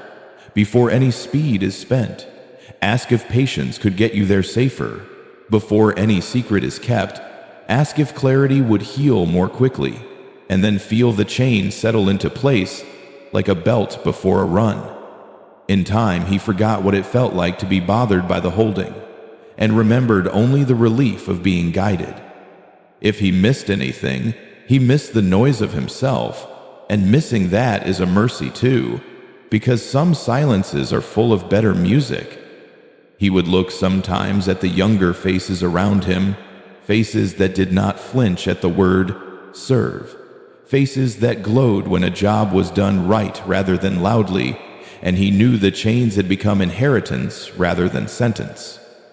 And on evenings when the city felt like a promise kept, he would walk the roofs where wind keeps its own counsel and thank the one who had taught him to accept what holds, so that he could finally hold what matters, whispering the only boast he allowed himself, "I was bound, and therefore I am free." Iblis does not always arrive with a trumpet. More often he arrives with a compliment sharpened into a hook. The Jinn King learned this on a night when the city slept like a prayer answered, and the moon hung low, as if listening. The whisper did not scold him for bowing. It praised him for doing it so beautifully that perhaps he had earned a small rebellion as a treat. "Balance," the whisper said, "requires a little disobedience to keep your edge. Lunt." He almost smiled at the cleverness that had fooled him in younger days, then answered with the sentence that unthreads that fabric, "Balance is obedience divided into parts, not obedience mixed with sin." The room cooled. The whisper tried a second door, offering him a future where his name would be recited as the Jinn who knelt yet stayed untamed, a legend comfortable enough for pride to sleep inside it. He remembered the first refusal to bow and how that refusal keeps inventing new costumes, and he tightened the belt of remembrance around his thoughts. He set a rule for himself that night, a chain he invited rather than endured, that when praise rises, it must be escorted by gratitude before it is allowed to sit, and when ambition rises, it must be searched for arrogance before it is allowed to speak. He trained his captains in the detection of whispers, not by hunting shadows but by watching outcomes, because the devil's arguments often sound like wisdom until you measure what they leave behind.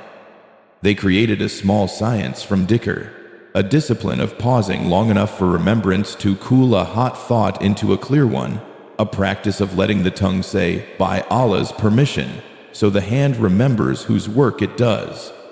He mapped the pathways by which misguidance travels through fatigue that seeks shortcuts, through vanity that seeks mirrors, through anger that seeks witnesses, and he built stations of mercy along those roads, places where a tired will could rest, a flattered will could be corrected, an angry will could be alone until it grew honest. When a rumor arrived that his new gentleness meant softness, Iblis tried to turn it into a test of masculinity, a dare disguised as advice, and the king answered by doing the firm thing the gentle way, punishing what needed punishing, with the kind of clarity that leaves no wound for resentment to live in. He learned to separate the voice in him that wanted to be good from the voice that wanted to be seen being good, and he taught his people to do the same, telling them that sincerity is the difference between a light and a performance about a light. Iblis grew subtler. He whispered to scholars that their precision could be a cudgel, to poets that their beauty could be a leash, to builders that their speed could be a throne, and the king replied by changing pay. Not speeches rewarding patience in scholars, humility in poets, safety in builders, until payment itself became a sermon the whisper could not outpreach. He revised the festivals, reducing any ceremony that fattened egos, and enlarging any rite that fed the poor, weaving remembrance into calendars so the city could not wander too far before a holy day found it.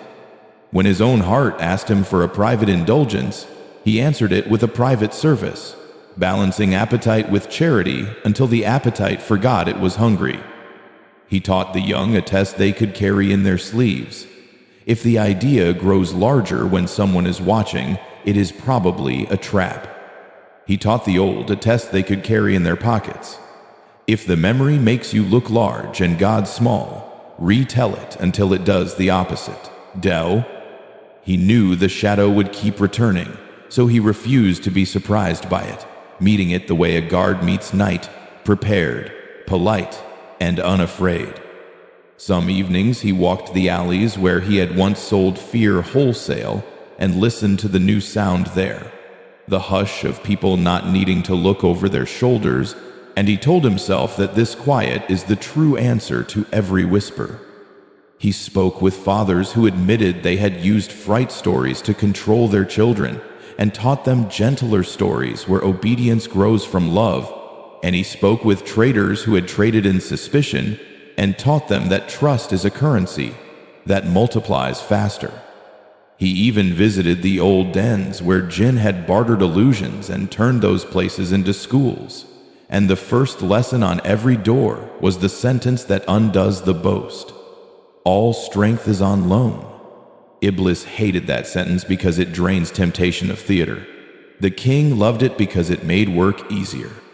And when the shadow finally tried flattery shaped like piety, "You have become an example," it hissed, "so perhaps you can relax now." The king smiled and answered, "An example is only a mirror, and mirrors are not the face." He returned to the tasks that make flattery forget your address, and the city returned to sleeping like a prayer that expects to be answered again tomorrow. Sulaiman pointed often without pointing, drawing their eyes to the signs stitched into everything, and the Jinn king learned to read the world like a scripture whose verses you can step on.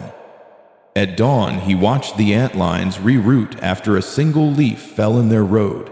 No arguments, no manifestos, only a pivot so graceful it honored the law that wrote their instincts.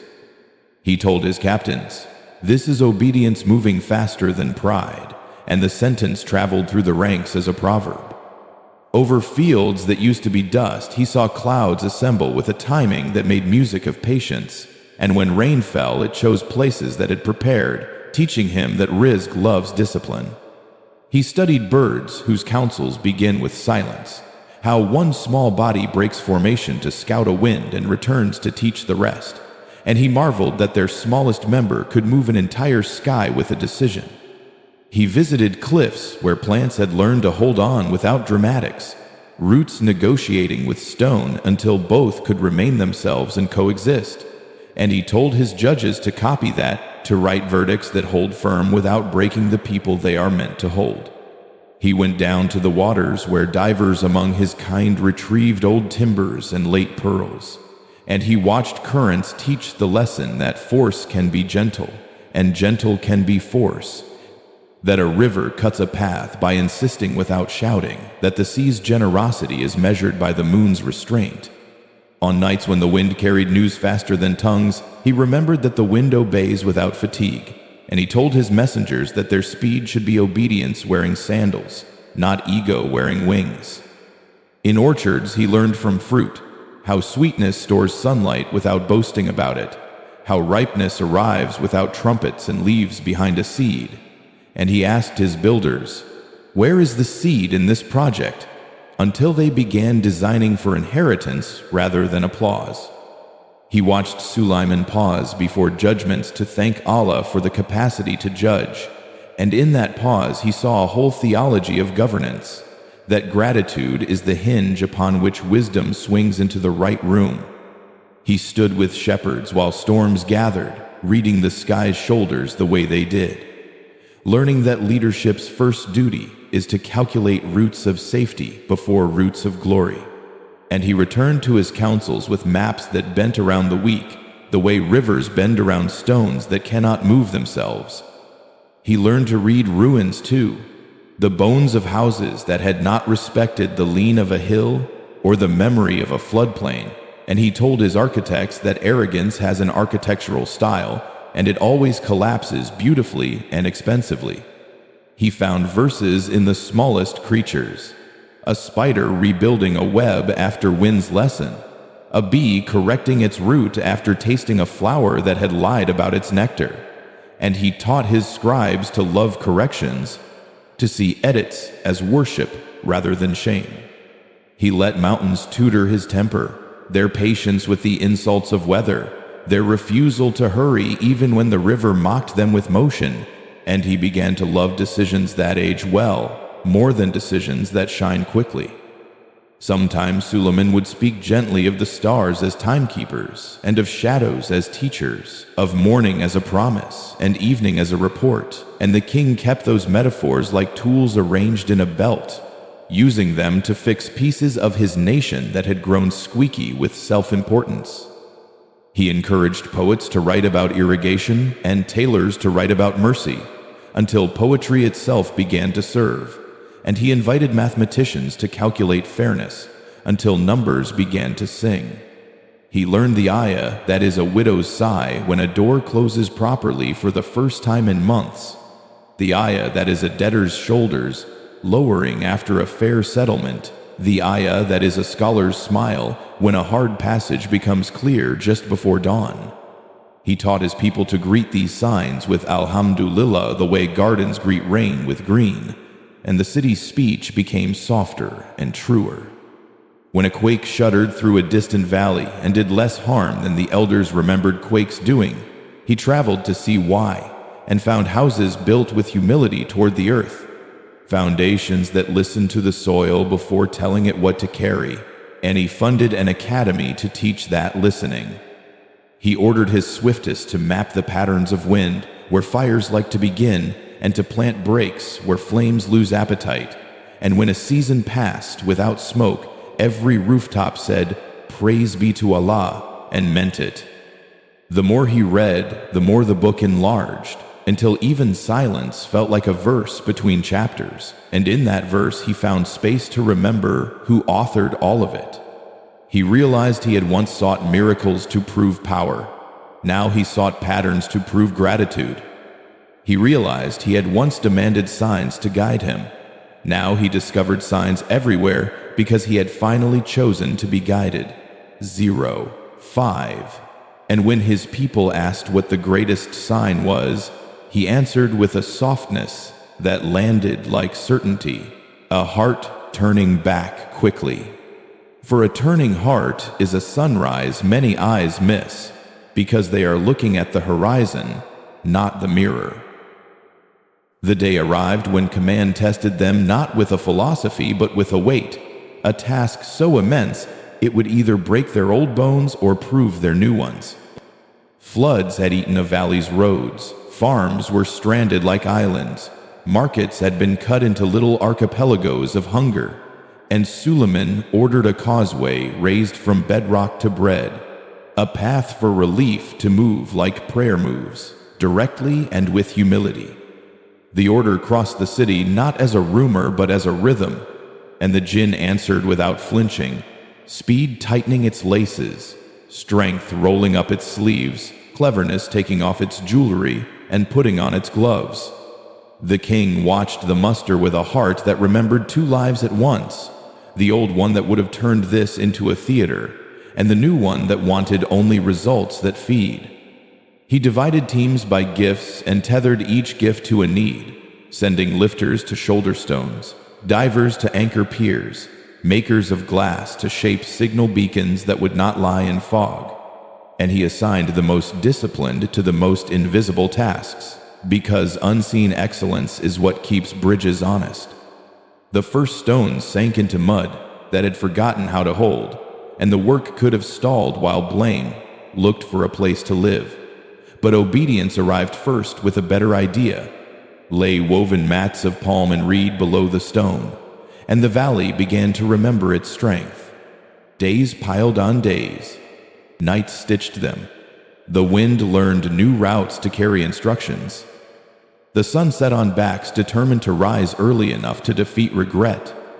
The king walked the line not as an inspector angry for imperfections, but as a servant hunting for obstacles to move, and his presence turned grumbling into solutions because men correct themselves when they are respected. He chose to sleep near the site, on ground that belonged to someone else's need. And the sight of a king choosing hard earth as a pillow did more sermons work than sermons sometimes can.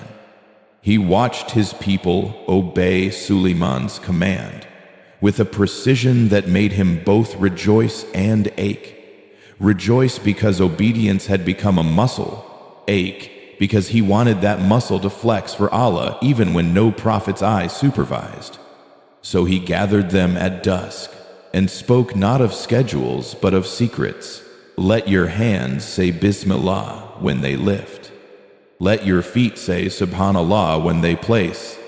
Let your back say Alhamdulillah when they straighten. Then even if all eyes close, the work will continue facing the right direction. They said Ameen with the sincerity that sweat teaches. On the seventh day, a storm threatened to test the half-built spine of the causeway, and old nerves twitched, remembering collapses that make stories longer than they make bridges. But obedience did not panic. Teams shifted to wine duty, lines of Jinn standing where gusts wanted to bully, weights redistributed with the intelligence of ants. And when the storm's temper finished, the work stood, not proud, just present. Farmers from the marooned fields began to risk crossings at low points, and the workers paused what they were building to carry what mattered more: children, medicines, news of who needed relief first, and the project gained a soul in that moment because its purpose walked on it.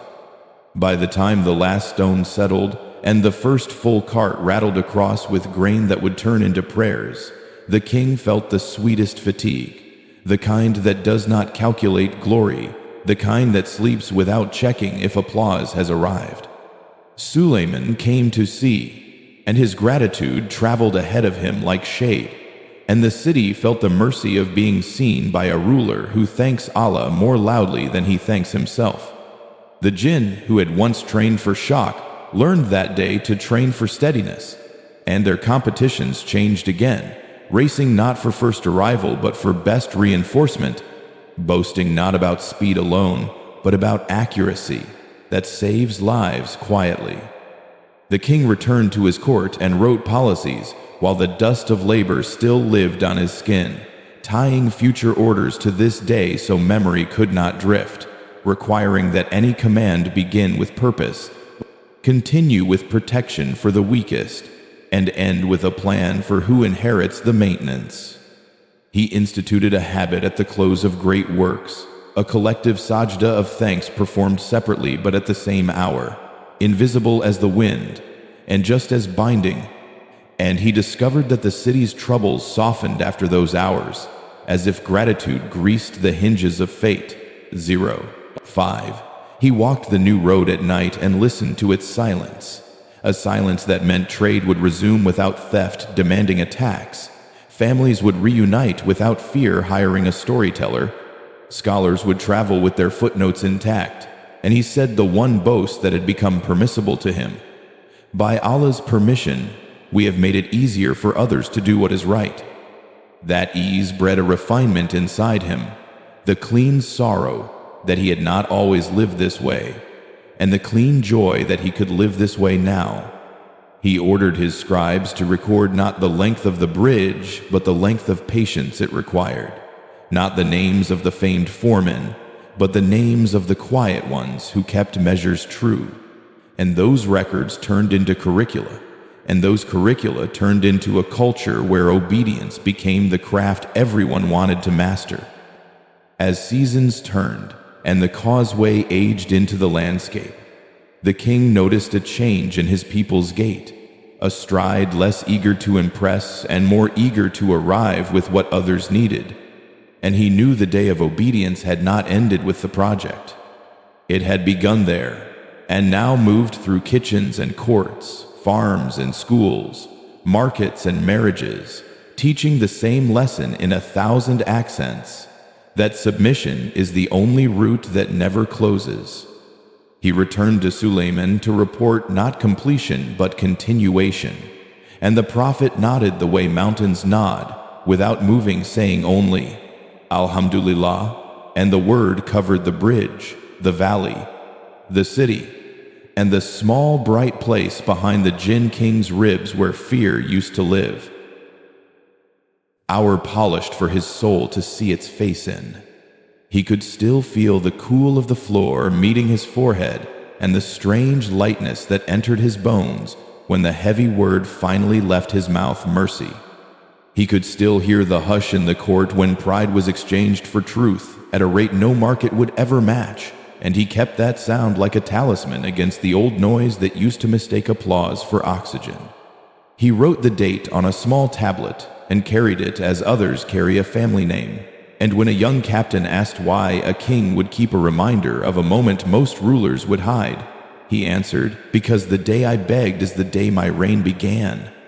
He made that sentence a practice, repeating it at dawn before orders were issued, and at dusk before reports were heard, until his inner weather learned to expect humility like fields expect rain. He visited places where his old style had left dents, alleys where fear had been priced as entertainment, and corners where confusion had been sold as wisdom, and he spent his own authority there like alms, repairing the small damages that make large disasters possible. He sought out those he had wronged, not with dramatics, but with the quiet bravery of accountability, returning what could be returned, mending what could be mended, and asking Allah to heal what no hand could reach.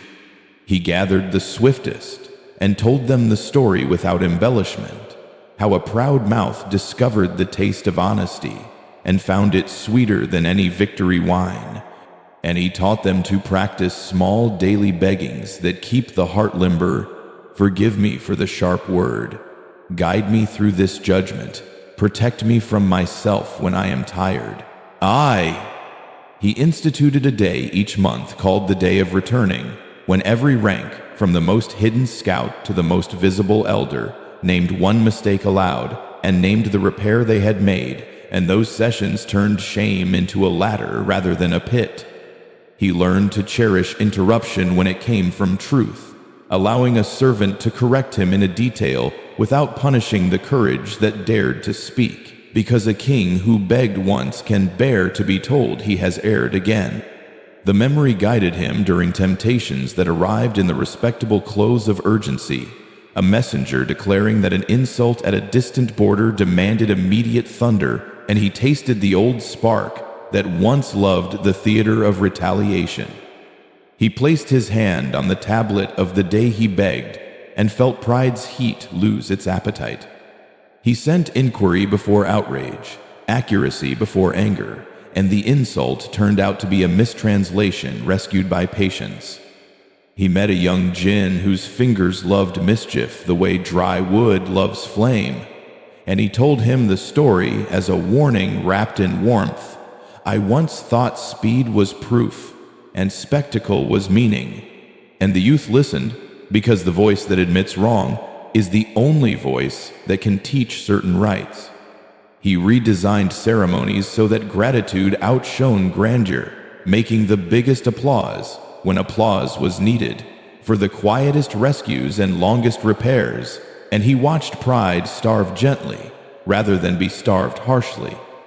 He kept one ritual private, a sujood of remembering, performed wherever he happened to be when a decision tempted the old self, and when his forehead touched the ground, strategy learned to wait for sincerity to arrive. He taught his counselors the grammar of repentance that does not collapse into self-pity, showing them how to move from "I have sinned" to "I will serve" without stopping in "I am worthless," because despair is a vanity wearing ashes. He told them that begging is not a lease you renew only when threatened, but a home you maintain even in peace. And they began to practice asking before taking, thanking before keeping, and returning before being asked. His enemies tried to use the story against him, crafting ballads where the king's knees trembled like reeds, and he answered not with censorship, but with results that made the ballads sound small, because a repaired street speaks louder than a mocking song. The memory did not humiliate him, it edited him. It turned his reflexes from sharp to sure, turned his appetite from being seen to being useful, turned his plans from saving face to saving people. And when he lay down on nights that had been crowded with choices, the tablet of the day he begged glowed in memory like a lighthouse, and sleep arrived with the confidence that comes from having faced the right direction. He knew the story was not written only for beings born of flame and speed. It had been stitched for anyone whose heart rehearses pride and whose hands can learn obedience, which is to say, for every son of Adam and every daughter of Eve. He spoke to merchants who once believed suspicion was the safest investment and taught them that trust wisely placed earns interest in both worlds. He spoke to craftsmen who measured their worth by how loudly their work was praised and showed them the joy of a hinge that never squeaks again, even if no one remembers the name of the hand that fixed it. He spoke to rulers who felt tall only when others felt small, and offered them a different geometry, where height is measured by how many can stand under your shade without shivering. He spoke to parents learning the difficult art of shaping without crushing, reminding them that guidance is a river that carries, not a hammer that shatters, and that a child who learns to love Allah obeys more securely than a child who only fears a parent. He spoke to youths who mistook daring for depth and invited them to try a harder courage, the courage of apology, the courage of returning a coin that no one noticed they kept, the courage of being the first to say peace when tempers are hungry. He spoke to the exhausted who thought obedience required a theater, and taught them that it often requires what they already have: a moment, a mouth, a choice pointed the right way. He spoke to the learned whose precision threatened to become pride, and urged them to lace their knowledge with mercy so that medicine would not become a knife. And always, beneath the counsel, he laid the foundation that had saved him. You were created for worship, not the thin worship of public performance, but the thick worship of private choices, the worship that begins before dawn, when no one claps, and continues at noon, when the world rushes, and ends after midnight, when only Allah sees the ledger. He told them that repentance is not a courtroom where you argue mitigation, but a doorway where you remove your shoes and step into better. He taught them to ask for forgiveness quickly so sins cannot harden into habits, to fix harm visibly so repair can teach witnesses, to set fences for themselves that pride cannot easily jump. He reminded them that Shaitan sells on credit with terrible terms, and that the only bargain worth making is the one where you trade a little embarrassment now for a lifetime of ease later. He showed them how to keep remembrance near, a dhikr resting under the tongue like a seed ready for rain, so that when anger knocks, Astaghfirullah answers first. When vanity smiles, Alhamdulillah wipes the mirror. When fear shivers, Hasbunallahu wa ni'mal wakil warms the room. He asked the proud to imagine the ground that would one day hold them, not to frighten them into grimness, but to free them from the silliness of pretending immortality. And he asked the timid to imagine the sky that had been telling their hearts to lift all along, not to pump them with arrogance, but to fill them with trust. He told leaders to practice the humility that makes correction easy, spouses to practice the patience that makes tenderness believable, neighbors to practice the generosity that makes fences friendly rather than hostile. He taught that mercy without structure drifts and structure without mercy crushes, and that both belong to worship when worship refuses to be lazy. He did not present piety as a fog, but as a map, marking routes where people could walk tomorrow morning. Pay the debt you can pay today. Learn the name of the widow 3 doors down. Return the tool you've kept too long. Delete the boast you dressed as advice. Forgive the small injury before it becomes a grievance that breeds. He wanted hearts to feel the relief he had found on the floor of Sulaiman's hall without needing a hall or a king, and so he repeated until repetition turned into guidance. Begging for mercy is not the end of dignity, it is its beginning. Gah. He reminded them that Allah loves the hearts that come back quickly, not after every bridge has burned and every excuse has been hired, but at the first spark, at the first lie, at the first turn. He encouraged them to build friend circles that serve as gentle alarms, people who ask the right question at the right time. Why are you saying that? Whom does this help? What will remain after you're done? So that a community can keep a soul from drifting the way lighthouses keep ships from sleeping toward rocks. He told them that their professions are lubricants for worship, that a judge can worship by untangling fairly, a merchant by weighing honestly, a teacher by explaining patiently, a laborer by lifting joyfully, and a child by thanking sincerely. And the more they practiced this conversion, the more the distance between sacred and daily disappeared. And when some asked if they would ever be free of stumbling, he smiled with the maturity repentance taught him and answered, "Fall forward, for a stumble spent in turning back becomes a step." Thus the conversation that had begun in a royal hall haunted bakeries and workshops, vineyards and marketplaces, cradles and courtyards, with a soft insistence that made people taller by making them honest. The day came when the hinge of an era finished its turning, and the air itself seemed to hold its breath. Sulaiman's court, accustomed to motion that felt like meaning, woke to a stillness that was not laziness, but mystery. The prophet king stood as he had often stood, leaning on the staff that had accompanied decisions countless and mercies more, and the work of the Jinn continued under his gaze, building, fetching, measuring, reporting, the world arranged like a sentence that knows its grammar. Then the decree that visits every throne visited his, and he returned to Allah as all servants do. His body remained standing by Allah's will, a message hidden for a time in a posture that looked like life, and the Jinn labored as they had been commanded, unaware that the command would now be measured by a new teacher.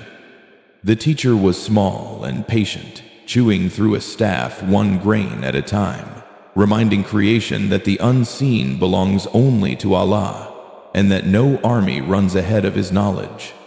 When the staff finally gave and the body finally fell, a sound traveled through the ranks like the end of a sentence, and they learned the lesson written in Revelation, that if they had known the unseen, they would not have remained in striving, they would have left.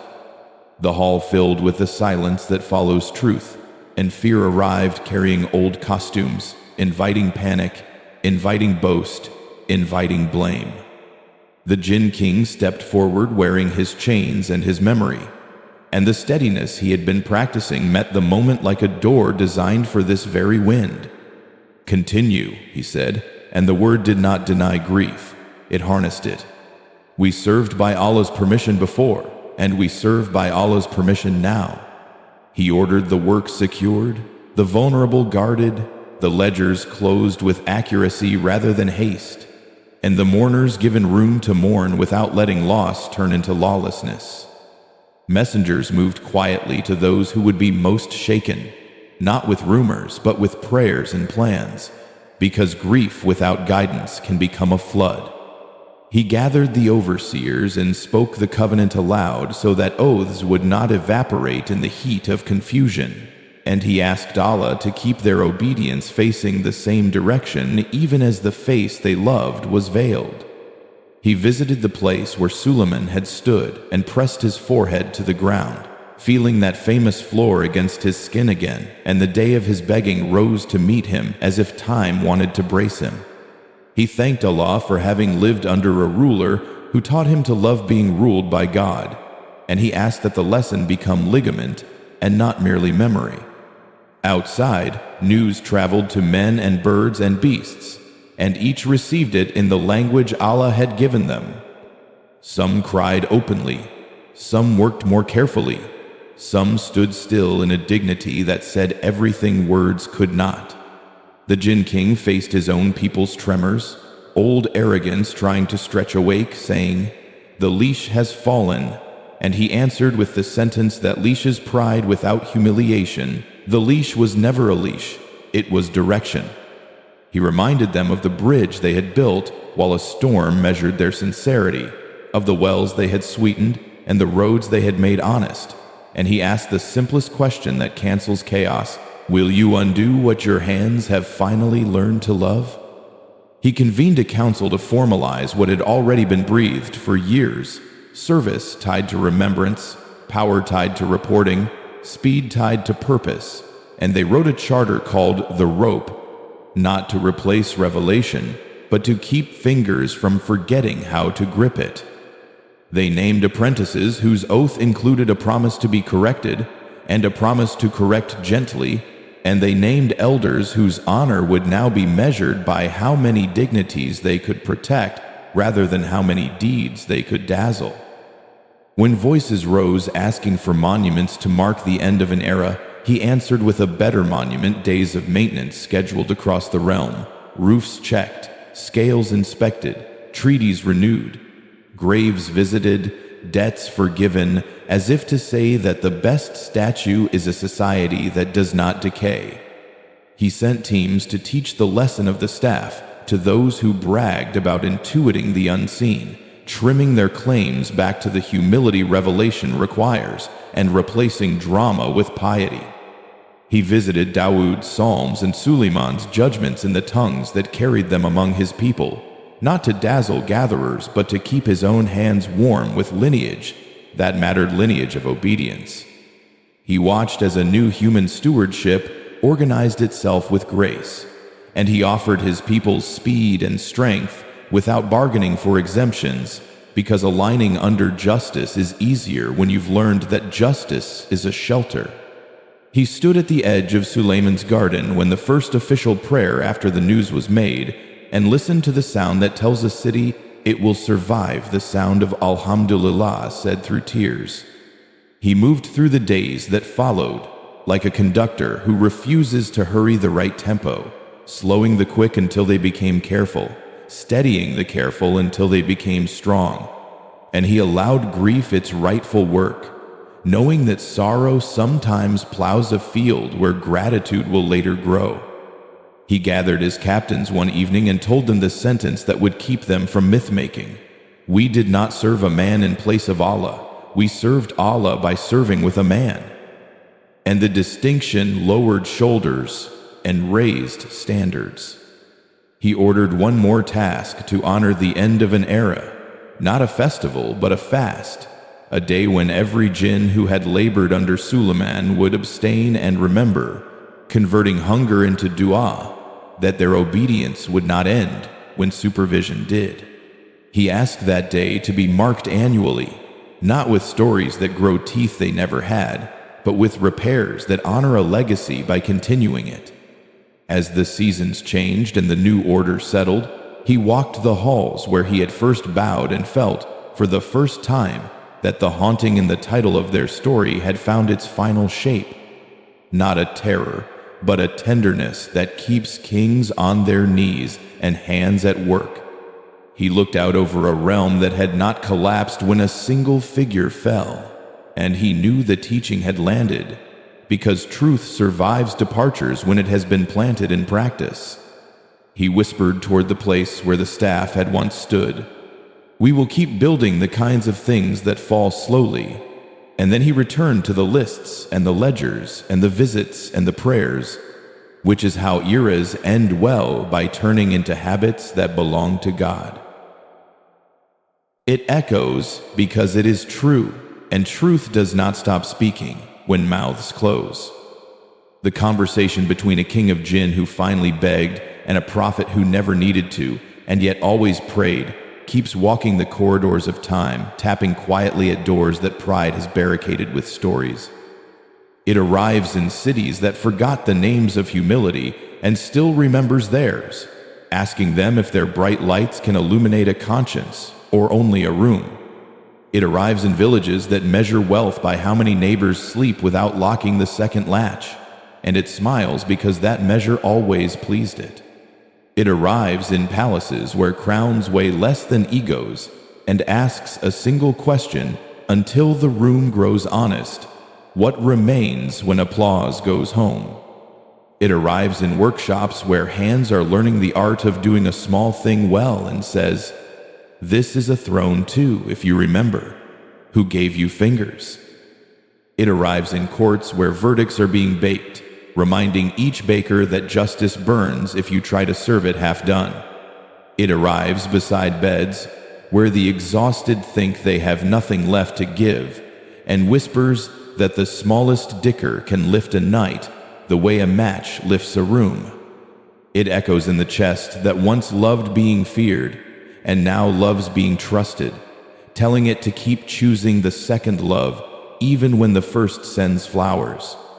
It haunts because it cleans, and a soul that has seen its own stain is never again satisfied with dirt arranged cleverly. It haunts because it heals, and the scar it leaves is the kind that guides a hand away from the fire it once insisted on touching. It haunts because it simplifies, stripping the theater of power down to the seat, and the seat down to the responsibility, and the responsibility down to a prayer.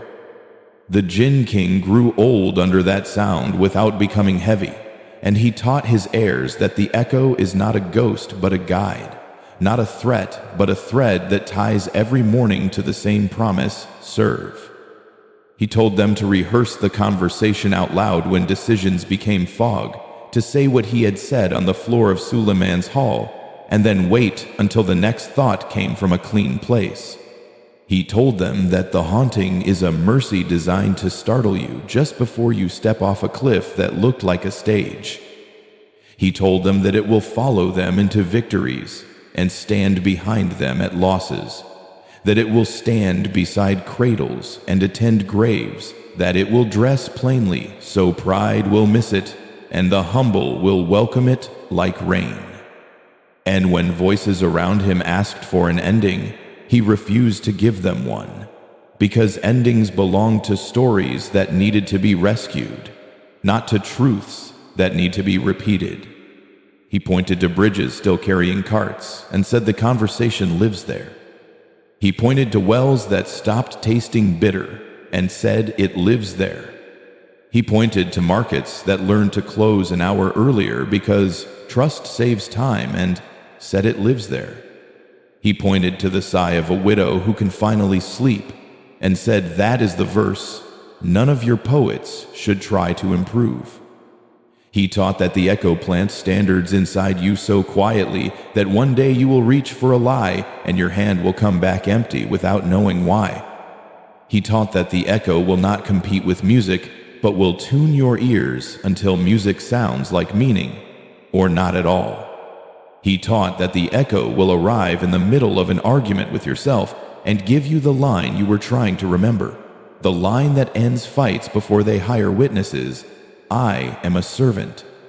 And servants are not humiliated by obedience. They are illuminated by it. So the conversation kept walking and would not sit, because sitting would make it local, and it was written to be weather. It crossed deserts that teach patience, and seas that teach balance, and mountains that teach proportion, and found the same hunger everywhere, beings trying to become large in front of each other instead of small in front of Allah. It turned that hunger toward a better meal. It told hearts that size is a trick we play on each other, and steadiness is the truth we owe our Lord. It refused to retire into legend because legends allow you to clap without changing, and this conversation was born allergic to applause. It only accepts implementation. It only accepts doors rehung, debts settled, tempers cooled, hands washed of what they never should have kept. It only accepts leaders who remember the floor as often as they remember the chair. And it warns, politely at first, and then, with the sharpness that love sometimes needs, that the old theater is never fully demolished, it only waits backstage. And the only way to keep it closed is to keep working in the daylight of obedience. The Jinn King would stand at dusk where roofs catch the last fire of the sun, and speak to the air as if reminding it of its own contract. We were given speed to arrive at service first. We were given stealth to protect without demanding credit. We were given strength to lift what gratitude asks for, not what vanity imagines. And the air, which has always been honest, carried that reminder to courtyards where men weighed grain, and to kitchens where women weighed patience, and to fields where boys weighed choices, and to schools where girls weighed words. And the weights began to even out. People learned to use the haunting the way sailors use stars, not to stare at endlessly, but to steer by nightly. They learned to welcome its interruptions like the knock that prevents a theft, the cough that interrupts a lie, the sudden memory that changes a sentence from "I will take" to "I will return."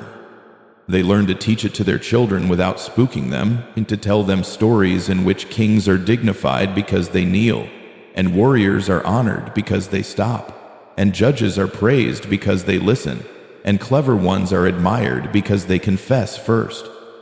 They learned to confess small things quickly so they would never have to confess large things publicly, and this skill saved more reputations than any public relations ever could. They learned to schedule gratitude like a necessary appointment, and to keep it even when the day was loud, because gratitude is the hand that holds the echo in place when wind tries to scatter it. They learned to treat mercy like architecture, load-bearing and measured, instead of like decoration you hang for festivals and then box up when guests go home. And the Jinn King, who had once loved storms as toys, came to love roofs as promises and ledgers as hymns and maintenance, as a revolution that never needs a parade. He aged into a clarity that made youth listen, and he told them not to fear the word beg if it points at Allah, because beg written cleanly is another spelling of begin. There is an ending to every breath, but not to this invitation, and that is why it haunts. It stands at the mouth of every morning and asks the same gentle, insistent question: will you be strong enough to be small today? It stands at the edge of every temptation and asks the same saving question: will you turn back quickly while the turn is still a step and not a journey? It stands at the bedside of the sick and becomes patience, at the desk of the scholar and becomes precision, at the stall of the merchant and becomes honesty, at the gate of the ruler and becomes restraint, at the prayer mat of the sinner and becomes a key. It knows the day is coming when kings will discover what their crowns were made of, whether gold that softened into charity or smoke that stained the air, and on that day this conversation will testify without speaking, because your deeds will answer more fluently than your tongue. The Jinn King used to imagine that day as a thunder, and now he imagines it as an unveiling, the moment when hidden intentions appear like ink under the right light, and he asks for one thing more than he asks for life: that his records show the curve of a spine learning to bow faster each year. He asks that his line produce leaders whose first instinct is sajda and whose last instinct is spectacle. He asks that the echo that saved him never leave the walls of his people's hearts, that it keep them from spending strength on what does not last, and from saving face when saving families would be holier. He asks that their speed be a courier of mercy, and their stealth a blanket for the embarrassed, and their brilliance a lantern for the lost. He asks that they be the kind of servants who build things that fall slowly and love things that rise quietly. And when he is finished asking, he returns to the work that keeps asking unnecessary, the work of mending what pride tore, the work of lifting what neglect dropped, the work of teaching what confusion twisted, the work of loving what Allah has made lovable by commanding it.